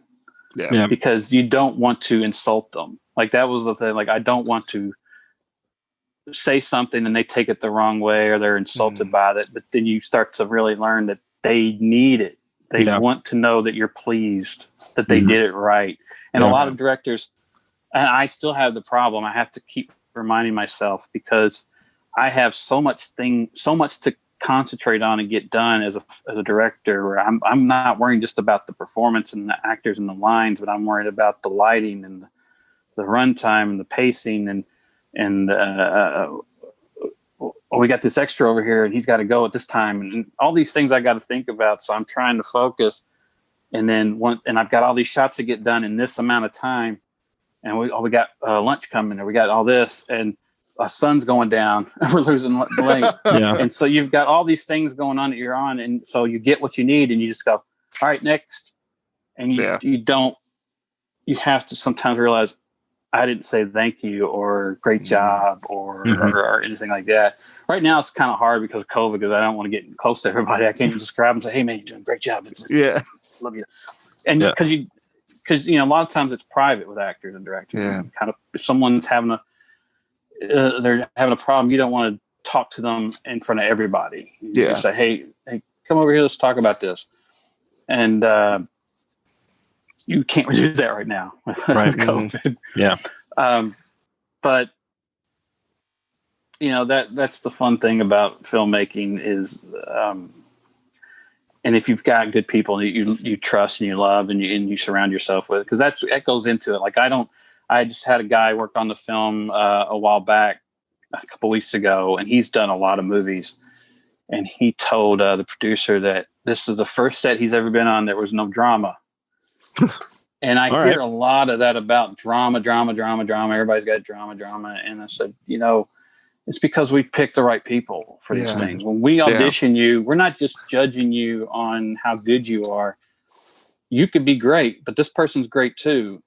And they're a lot less shitty than you are as a person. Like I can tell you're full of yourself and you're going to be a problem. And I've talked to other filmmakers and heard the stories, and I've heard things, and I've always gone like, you know what?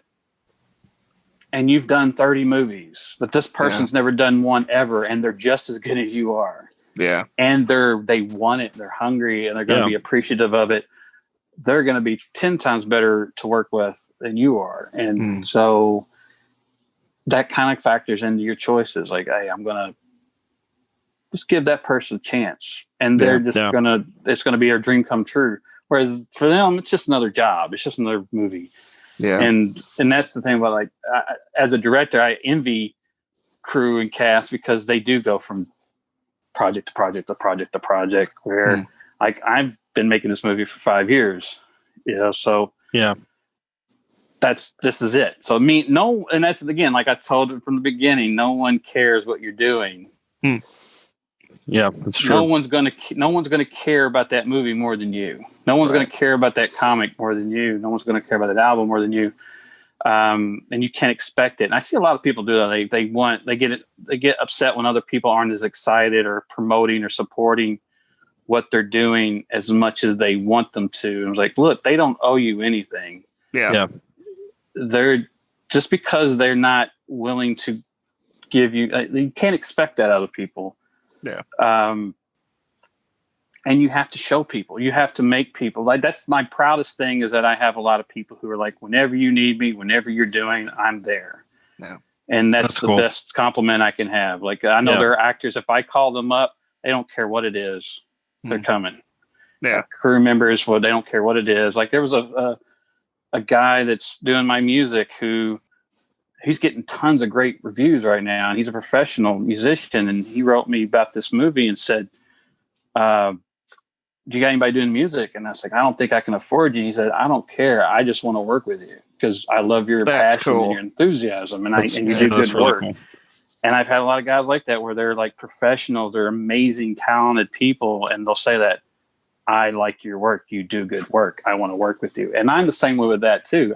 I don't care about the money. If somebody's amazing and does good work, and I know what I do with them is worth my time, because I know a lot of people who work with people who they work on a film, and the people who made it don't know what they're doing, and maybe they got paid really well, but they're embarrassed by it when it comes out. Yeah. And it's like, they don't want to share it.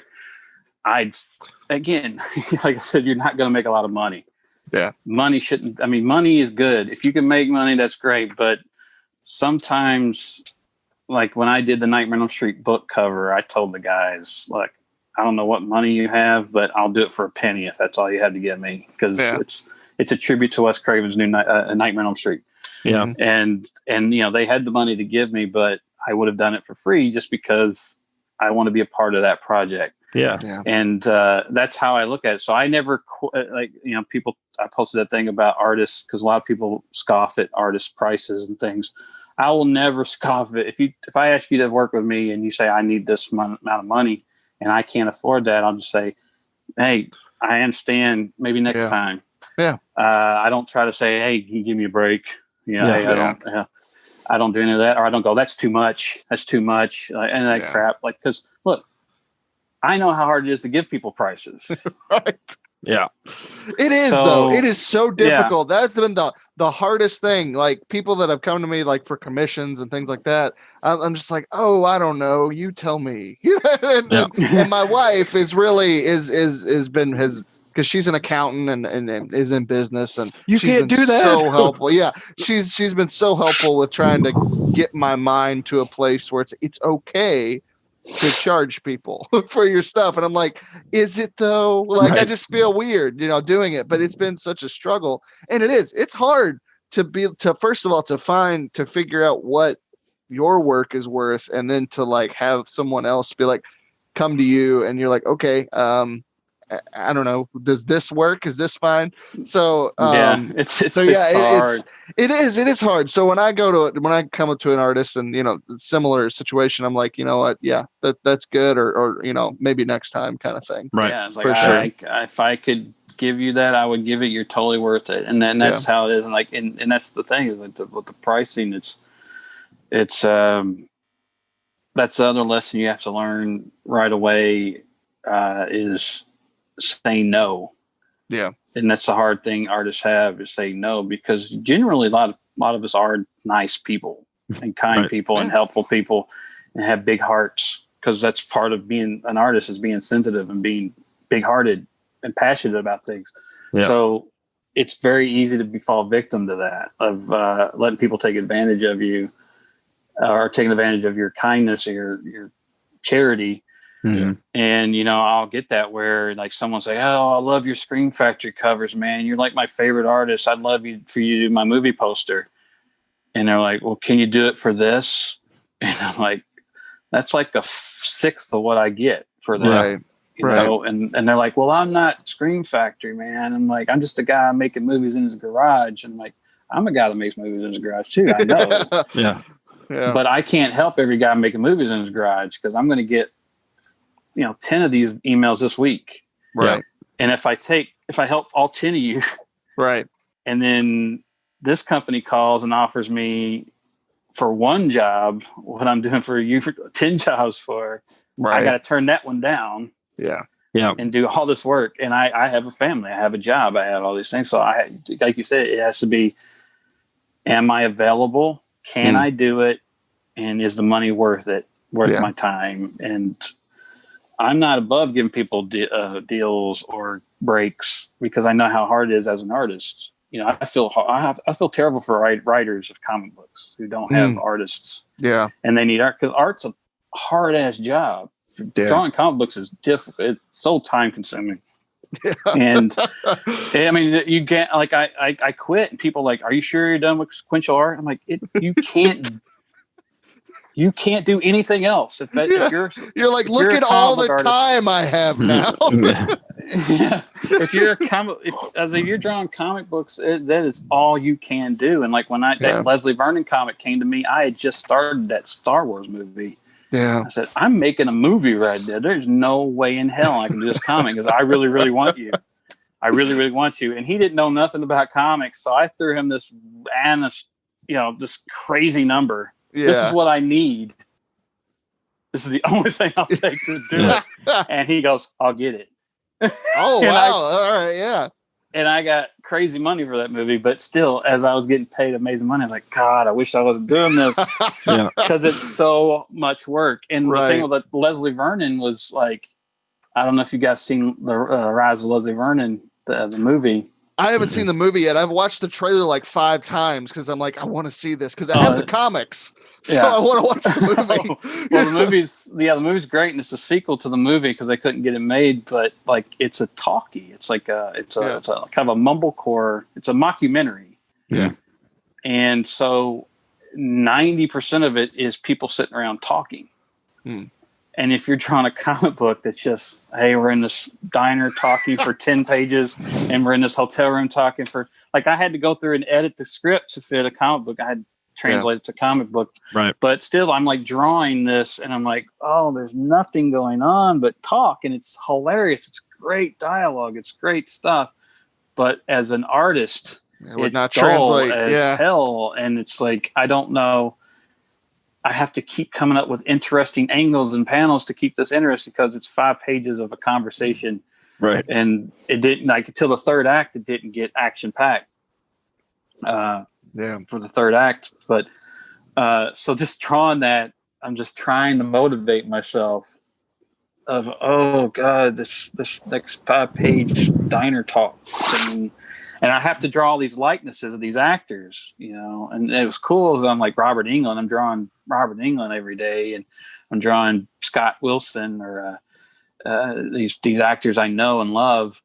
At the same time, like it was just kind of laborious, and making a movie at the same time and maintaining my art career because I was still doing all my art stuff too for clients.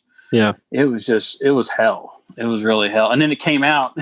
It came out, and all the comments were, "Oh man, I wish it was a movie. I really wanted the movie." So no, like people weren't even excited about it because it wasn't what they wanted. You know, Right. They wanted a movie instead of a comic. And well, sorry, I just worked my ass off for a year and a half. Sorry to disappoint. Sorry, I didn't give you what you wanted. Right. Oh man. Well, you know what, Nate, thank you for coming on the show, man. It's been great. This has been great. We're gonna have to have you back. We are actually over 2 hours now. Yep. Because 2.5. I tend to do that. Hey man, no, we love it. We've actually ended up hitting over 2 hours with a lot of our guests because people that we're getting on, like, we're loving just sitting here listening to you and everybody that's been on and just chatting it up. It's great. This is a great experience, man. So thank you for coming on. We're gonna have to have you back. Because there's a lot to talk about. You've just done so much, so we'd love to pick your brain and hear your thoughts on other stuff. Next season, we're actually going to be doing some topical episodes as well as interviews. So we'll have to have you and Andrew Morris on for a horror specific episode. I think that'd be a lot of fun. Yeah, cool. Yeah, I love what he's doing. Yeah, it's a good podcast. Great.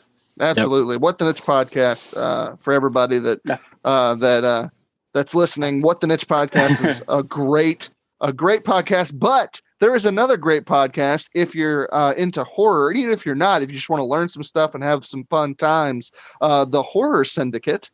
Nate, if you want to plug that really quick, your podcast that you're part of.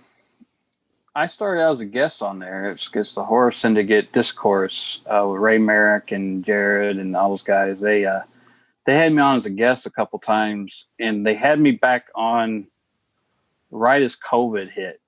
Oh. And so when that happened, I no longer had anything going on because I couldn't film. And because I was filming, I had no commissions or anything going on. So I was like completely open.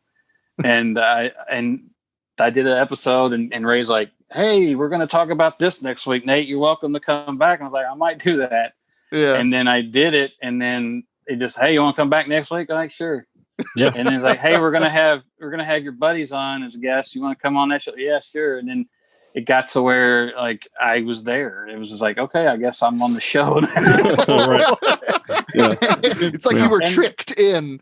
And and I said, you know what? I'm cool because it's just like you said, it's so laid back. I get to talk about horror, and I love it. And we get to dissect these. And a lot of times it was we don't do it as much as we used to, but early on we would pick a movie like say Get Out or Phantasm or Hellraiser, and some of those movies I knew well. Some of them I'd seen once or twice or three times. Mm-hmm. But like I talked about earlier about journalism and just my nature of I got to dissect, I got to dive, I got to find as much, I got to analyze. So it was like I would find new appreciations for some of those titles that maybe I only watched briefly or once or twice. I had to watch them, and then I'd do my research. I'd listen to commentaries and makings of, and I'd listen to panels at conventions, and I really watched them. And I as a filmmaker now, that's another thing. Like as I've become a filmmaker, I see films differently now. So when I watch, I don't just see the movies I love, but now I see the filmmaking involved, right? What those choices are making. So then I can bring, and that's what I bring to the show a lot is those guys aren't filmmakers. They love film, but I bring so they'll be talking about something like, the lighting in that scene and the art direction. And they use the color yellow there for this, and then like, we don't. But like to me, like with podcasts, like if you're gonna sit there and listen to me for a while, I want to at least give you something. There's a lot of podcasts where people are just spouting their opinions. Yeah. And there's nothing you're taking away from it. And I'm like, I hope at least I give you, I'll go read all these trivias and things like that. So at least I'll maybe give you something that you didn't notice or know before. or you hadn't seen, because we've had a few people say that where they've listened to me talk about a movie that maybe they didn't like. Yeah. And they'll say, I never even thought of that. I want to see this movie again now. Right. Yeah. And well, then they'll go watch it again. It's your fault that I enjoy The Exorcist 3. Really, like it is. And because I had no interest in watching The Exorcist 3, I was like, and I like literally it was such an ignorant thing because I didn't even know George C. Scott was in the movie. Yeah. And like I just didn't give it the time of day. And I love George C. Scott. He's great. He's an excellent actor. I love like pretty much everything I've seen him in. And then I heard you talk about The Exorcist 3 one time. And I was like, wait a minute. All right, I'll give this thing a shot. And then, of course, I see George C. Scott's the star. And I'm like, all right, well, now I don't know which one I like more, the first one or the third one. They're both so good. I know I don't like the second one. But yeah, it's just second was one I need to see because I haven't seen it since I was young. And I remember not being good. But I kind of still want to kind of give it another day. Well, you'll watch it, and then if you like it, you'll probably convince me to like it too. Well, that's what I try to do. Like I try to like, if people dislike something I really feel passionate about, I'm like, well, again, why don't you like it? Right, give it a chance here. Like, why not? Like, what is it? Oh, well, this. I'm like, oh no, you watched it wrong. Yep. and I'm not trying to tell you you're wrong, but I'm like but you're wrong. You didn't catch this. This is right. And the thing is, I'm not doing anything people haven't done for me. Like I've watched movies where I'm like, oh, I didn't really like that, and they said, oh no, Nate, this, and then like, oh really? And then I go like listen to an interview with the director, and they're like, that's yeah. Wow, The same thing happened to me, and I was actually talking to Andrew Morris about this when he was on the show. I used to not like Francis Ford Coppola's Dracula. I just a Keanu Reeves accent. There's just like a lot of different things. I'm like, that's hard to get by, I'm like, I don't really like it. And then I watched a couple interviews with different people. Coppola, being one of the main ones, and he was just talking about the filming process. And I fell in love with what the process was of filming that movie. And Gary Oldman talking about all the things that he did to get into the role. And he was always, I mean, he's a phenomenal Dracula to begin with, but it was, and then I ended up, it's now one of my favorite movies of all time. Like I love that movie so much because I'm watching the movie and I'm like, oh, I know how they did the rats running upside down. That's really cool. And all these little things. So it actually brought me into the creation process. And I appreciate it so much more. And yes, Keanu Reeves' accent is still rough. It's still bad. It's pretty rough. But you find out that Johnny Depp was supposed to be him, was supposed to play Jonathan Harker, and I'm like, because at that time it would have been, like I love Johnny Depp now. Like I've always, like some people are like he's washed up. Like no, I still enjoy his work, but he would have been phenomenal as Jonathan Harker. Yeah, he would have been much better. But like what you did, I mean, you stepped in the shoes of the filmmakers is what it is, and that's I think that's a lot of. We got people judging people for things that they've never experienced themselves. So like if you make a movie, it'll change your perspective on filmmaking, and that it does. Like after I made it. Like you said, all the stuff they went through to make that movie and all the amazing talent involved in that movie. And it drives me nuts when I see people like, meh, wasn't impressed. Oh gosh. What? Really? Like, let me show you what they achieved in this thing. Yeah. Let me explain to this. Well, no, sit down. No, you're going to learn. You're going to learn something like, and hopefully you'll appreciate what all went into that and what you don't understand. And that's the thing. Like, I'm not going to sit there. It's like me saying, well, that car is shit. Like, I don't know anything about making cars. But if someone makes cars, like sit down and teach me why that's an amazing vehicle. Why that works and why that engine's amazing and all that, because I don't know. So the same way it goes that way. When I became a filmmaker and I was on a set for 12 hours or 14 hours and I'm seeing all these things happening, all these people just killing themselves doing all this stuff.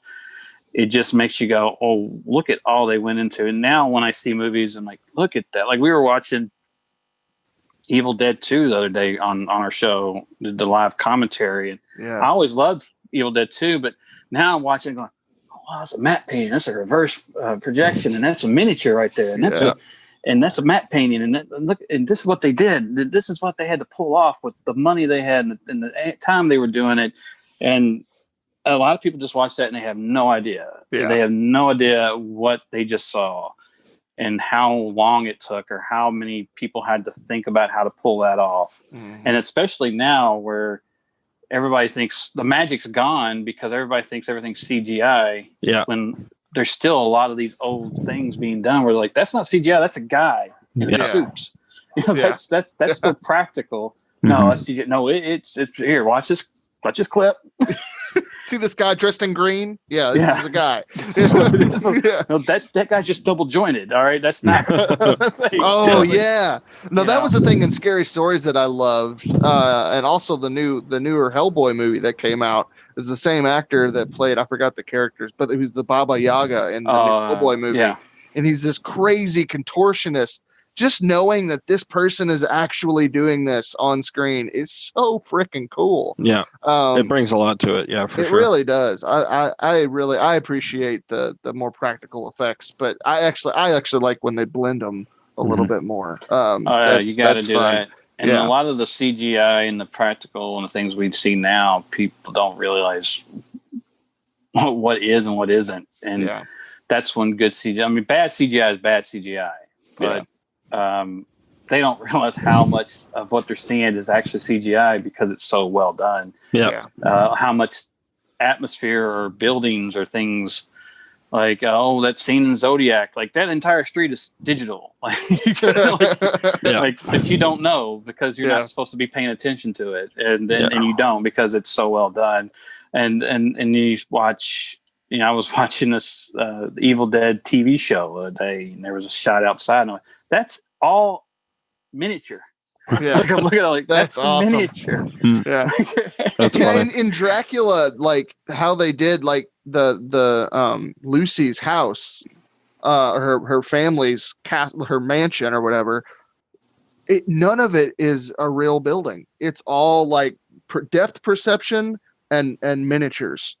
Yeah. And in the documentary, in the behind the scenes stuff, they showed how they had a guy just like walk behind the building and it took all the magic away. It was like, that thing's like, 2 inches tall. That's crazy. It's amazing what what I love about that Coppola movie is that he did adopt old style filmmaking and old tricks and old style things like a lot of with lighting in the dark and it was great. And when you realize, like you said, the magic's gone when you realize that it's all about what's in that frame. Yeah. Like, we filmed on scenes where I'm like, this looks like a bedroom, but this wall right here is blank and this wall right here is black behind me because I'm not filming this way. And I know that. So we didn't have to waste our money or time on this. Right. Or there was like a shot of, the movie that Ray Fiennes did, Budapest Hotel, the Wes Anderson movie. Oh, yeah. There's a shot where they pull into a train station and they're inside a train car. And, they pull in, there's guys on the station on the platform there as they pull in. They stay behind the scenes, they pull the camera back and it's just like a little cart with 2 chairs and the window frame. There's no train. It's just them pulling up to the station, but the frame's there. And like I always like Akira Kurosawa, there's a story where someone was asking him about a shot in Ran, I think it was, where they're like, why did you put that frame there, like that shot the way you did? He said, well, this was ancient feudal Japan. And if I move the camera this way, you'd see the Sony factory. And if I move the camera this way, you'd see. It's funny. Like, that's how it's fun. And the magic does go away. But once you realize how they obtain those, you go, I can do that. Like there was the guy that worked on Nightmare on Elm Street 4 sent me all this home video he took while they were making that movie. He's on the special effects team. Yeah. And he sent me like all this stuff. And like my favorite one is like the scene where Freddy's on the beach and he puts the sunglasses on it's shot in the parking lot behind their studio. Like, there's cars everywhere. That's They've funny. got the camera pump. They got a C-stand with a palm tree leaf attached to it, and they're he's like, hey, and it's like they shot that in the parking lot, and like we did that on my Star Wars movie. We were shooting the Vader scene at the end. We shot all that in the basement, and I did some matte paintings, and we built the undercarriage of the shuttle. Out of all, I mean, just coffee mug tops and like stuff I bought at the dollar store, and we painted it gray and like all this stuff, and you can't tell, and you're watching it, and then like we were supposed to be in a field at night, and we wanted to do it all inside. Like, well, there's a part where the guy drops on the ground. Like, how are we going to do that? And we're like in a concrete basement, and so thinking about things like that, I just like grabbed this 2x4 and some duct tape, some pink duct tape, and I went outside and I grabbed handfuls of tall grass and just duct taped it to the boards, and I put it there. And the actor lays his head there, and it looks like he's laying in the grass. Yeah. And he has the Vader's killed him with his lightsaber, and so we just had a red light flashing on him, and he turned it off. Yes. As Vader turns it off. Yeah. I remember that from today when I watched it. Well, I don't know. I think you just kind of talked about it at the premiere. I think you talked about a couple of those things, and I loved that stuff. That was a great experience, by the way, man. Just watching that on the big screen, it was so much fun. Oh, it was so much fun. That was amazing. And no, I mean, we did it for charity, and I think we got like maybe $9,000 to donate to Norton Children's Hospital. Oh, cool. So, that was the whole purpose of it, because I didn't want to do another fan film after Freddy, and because there's such a stigma towards it, because people just shit on you for it and think you have no originality, right? And that you just piggybacking off somebody else. And I'm like, I made it out of love, and I paid for the whole thing, and I gave it away for free. Right. And then my friend's like, hey, we're going to do the Star Wars film for this kid who passed away from brain cancer, and we're going to do it in his name and donate money to Norton's, where they were the ones who cared for him. Would you like to help? And I was like, yeah. And I'm like somebody who, once I get involved, I kind of go overboard, because he asked me to help out with the script, and before you knew it, we had a production meeting, and I went home, started writing. I'm like, oh, sorry, but I've written like 30 pages. and they're like reading it, and they're like, I was like, I don't want to overstep anybody's. I'm like, no, this is all good. I'm totally fine with you writing it. So then I became the writer, and then, hey, you want to direct this? Okay. And then I'm editing, and then I'm building. So it just became this thing where I was going to help. And then it actually became, I kind of did 20 jobs on it. Right. So, but that was just kind of how it is. Like, I got into it. I'm like, okay, I got to see this through. I got to finish it. It's now not just something I'm helping, but it's kind of my project as well as theirs right now. And so, that was a hard thing to do, because I'd never done anything that big, dealing with special effects and dealing with CGI and dealing with,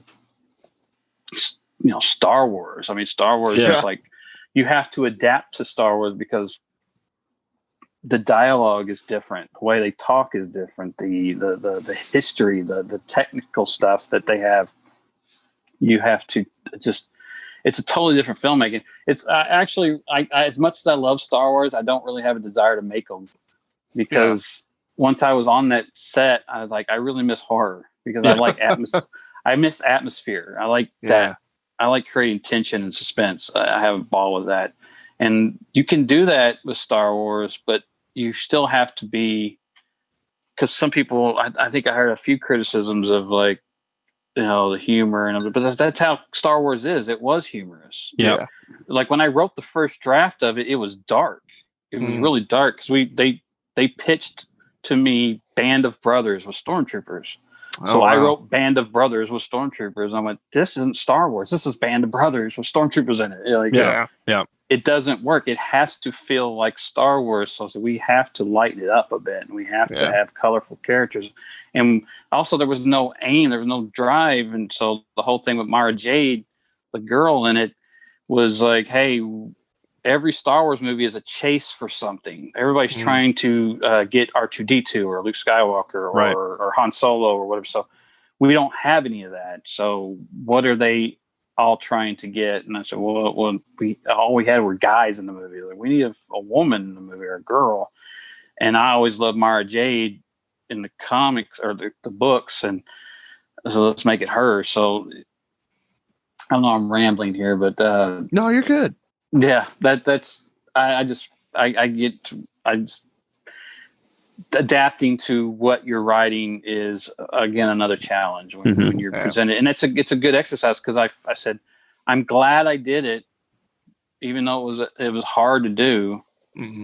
I learned so much that I never would have learned doing just the horror movies on there. I did my first action sequence because I've had a little action or something in there, but I'd never filmed a lightsaber battle or blast, like a war battle. And, and we didn't do great at it because, we didn't have money. We didn't have time to train or practice. Right. Everything was kind of on the spot. Like that whole fight scene was made up on the spot. Yeah. Shooting it, how we're going to shoot it, how we're going to do it with people who aren't stuntmen or fighters and a lot of those people who were there were just 501st people who were just cosplayers who didn't want their suits getting damaged or dirty and they didn't know how to fall and that stuff. Or so like Chad Zigman, who's like the guy who he was a stuntman. He played the coward character in the movie. Every time you see a stormtrooper hit the ground or fall out of a tree or whoever it is, it's Chad because he was the guy who could do it. And we had one suit that he could wear and we're constantly fixing it as we're going along because he's that's funny. So, facing those challenges where you have people who aren't actors, aren't stunt people, you're making a big action movie on the spot with no budget out in the woods. I'm proud of how it came out because I think it's watchable. I think it's decent, but I think it's also because of the story and the characters and relationships that we have in there. Yeah, for sure, man. Well, it was great. And I am really looking forward to your new feature. Do you know maybe when that might be coming out next year or whenever the pandemic's over? We're close to done. I think it'll be spring because I'm editing as I go. So I've already got like 2 hours of it cut. So I'm gonna have to trim a lot of stuff. It's long. I don't want it to be that long, but it's kind of an epic movie.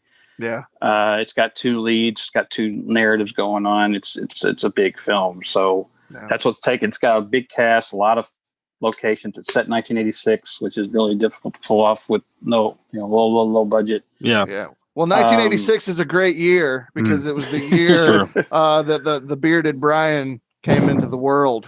Oh man. Oh man. Well, hey, again, thank you so much for coming on the show, man. And whenever the movie comes out, we will have to have you back, and we'll talk about some more stuff. And like I said, we'll get you on next season for a couple topical shows if you'll come back. Because now, like many others, you are an honorary dingo. We have knighted you. Everyone must now call you Sir Dingo Nathan Thomas Milliner. So thank you so much. One last time, plug yourself. Tell everybody where we can find your comics, your films, everything. Where can we find you? I'm just on Facebook. I don't really have a website. I have a website, but it's old and I haven't paid attention to it because I've just been so busy. I don't have a store right now. I'm really sorry excuse for an entrepreneur. What about a home address? Can you give us a home address? Give us your home address. That sounds great. I live in a mansion in LA. Apparently. Facebook is where I'm easy to find on there. Just Nathan Thomas Milliner, and information about art or films, easy to find there. There's a fan page called The Art of Nathan Thomas Milliner on Facebook, but I rarely ever go to there because I like engaging with people. I like talking to people. I like knowing people. And the fan pages are just kind of like, hey, look at me and I'm important. And, there was no engagement. I never got into Twitter because I'm not a big, I'm on Instagram, but it's still like, I liked talking to people and interacting and engaging. And I never wanted to feel or pretend to be, that whole the us and them kind of thing. So yeah, that I'm easy to find because of that. I don't have anything to hawk or sell you guys. If you like my things, just write me and I'll see if I have it. A lot of stuff I don't have because I got out of the convention scene in 2016, so I don't have prints. Yeah. I don't really have stuff to sell because I did, a lot of stuff for other people, or a lot of my stuff is commercial. So it's the companies sell it.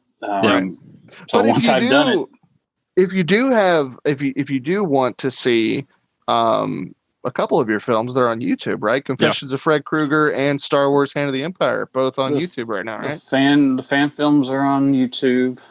Confessions of Fred Kruger, Star Wars: Hand of the Empire.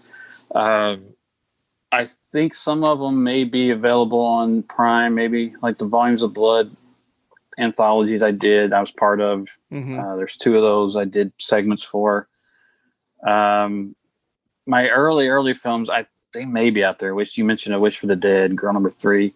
Those are very much first time movies, so I don't always steer people to them. I hate to say that because a lot of people worked hard on them. Yeah. But I don't really feel they totally represent, it's like showing people your first drawings. Your rough drafts. So Volumes of Blood, I did a segment called Encyclopedia Satanica on there.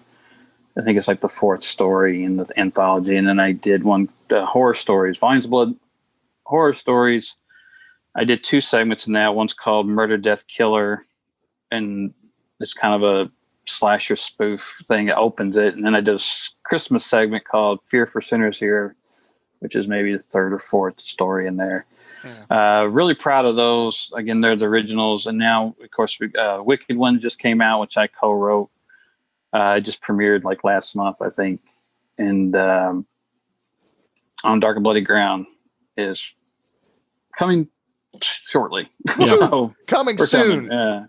Awesome, man. Well, once again, thank you for coming. And thanks. Thank you all for tuning in to the Dastardly Dingoes podcast. Remember to hit like, subscribe, and share with your friends. Also, hit that bell to get notified when we have a new episode. And ladies and gentlemen, as always, have fun, be safe, and happy Thanksgiving. See you next time, everybody. Bye.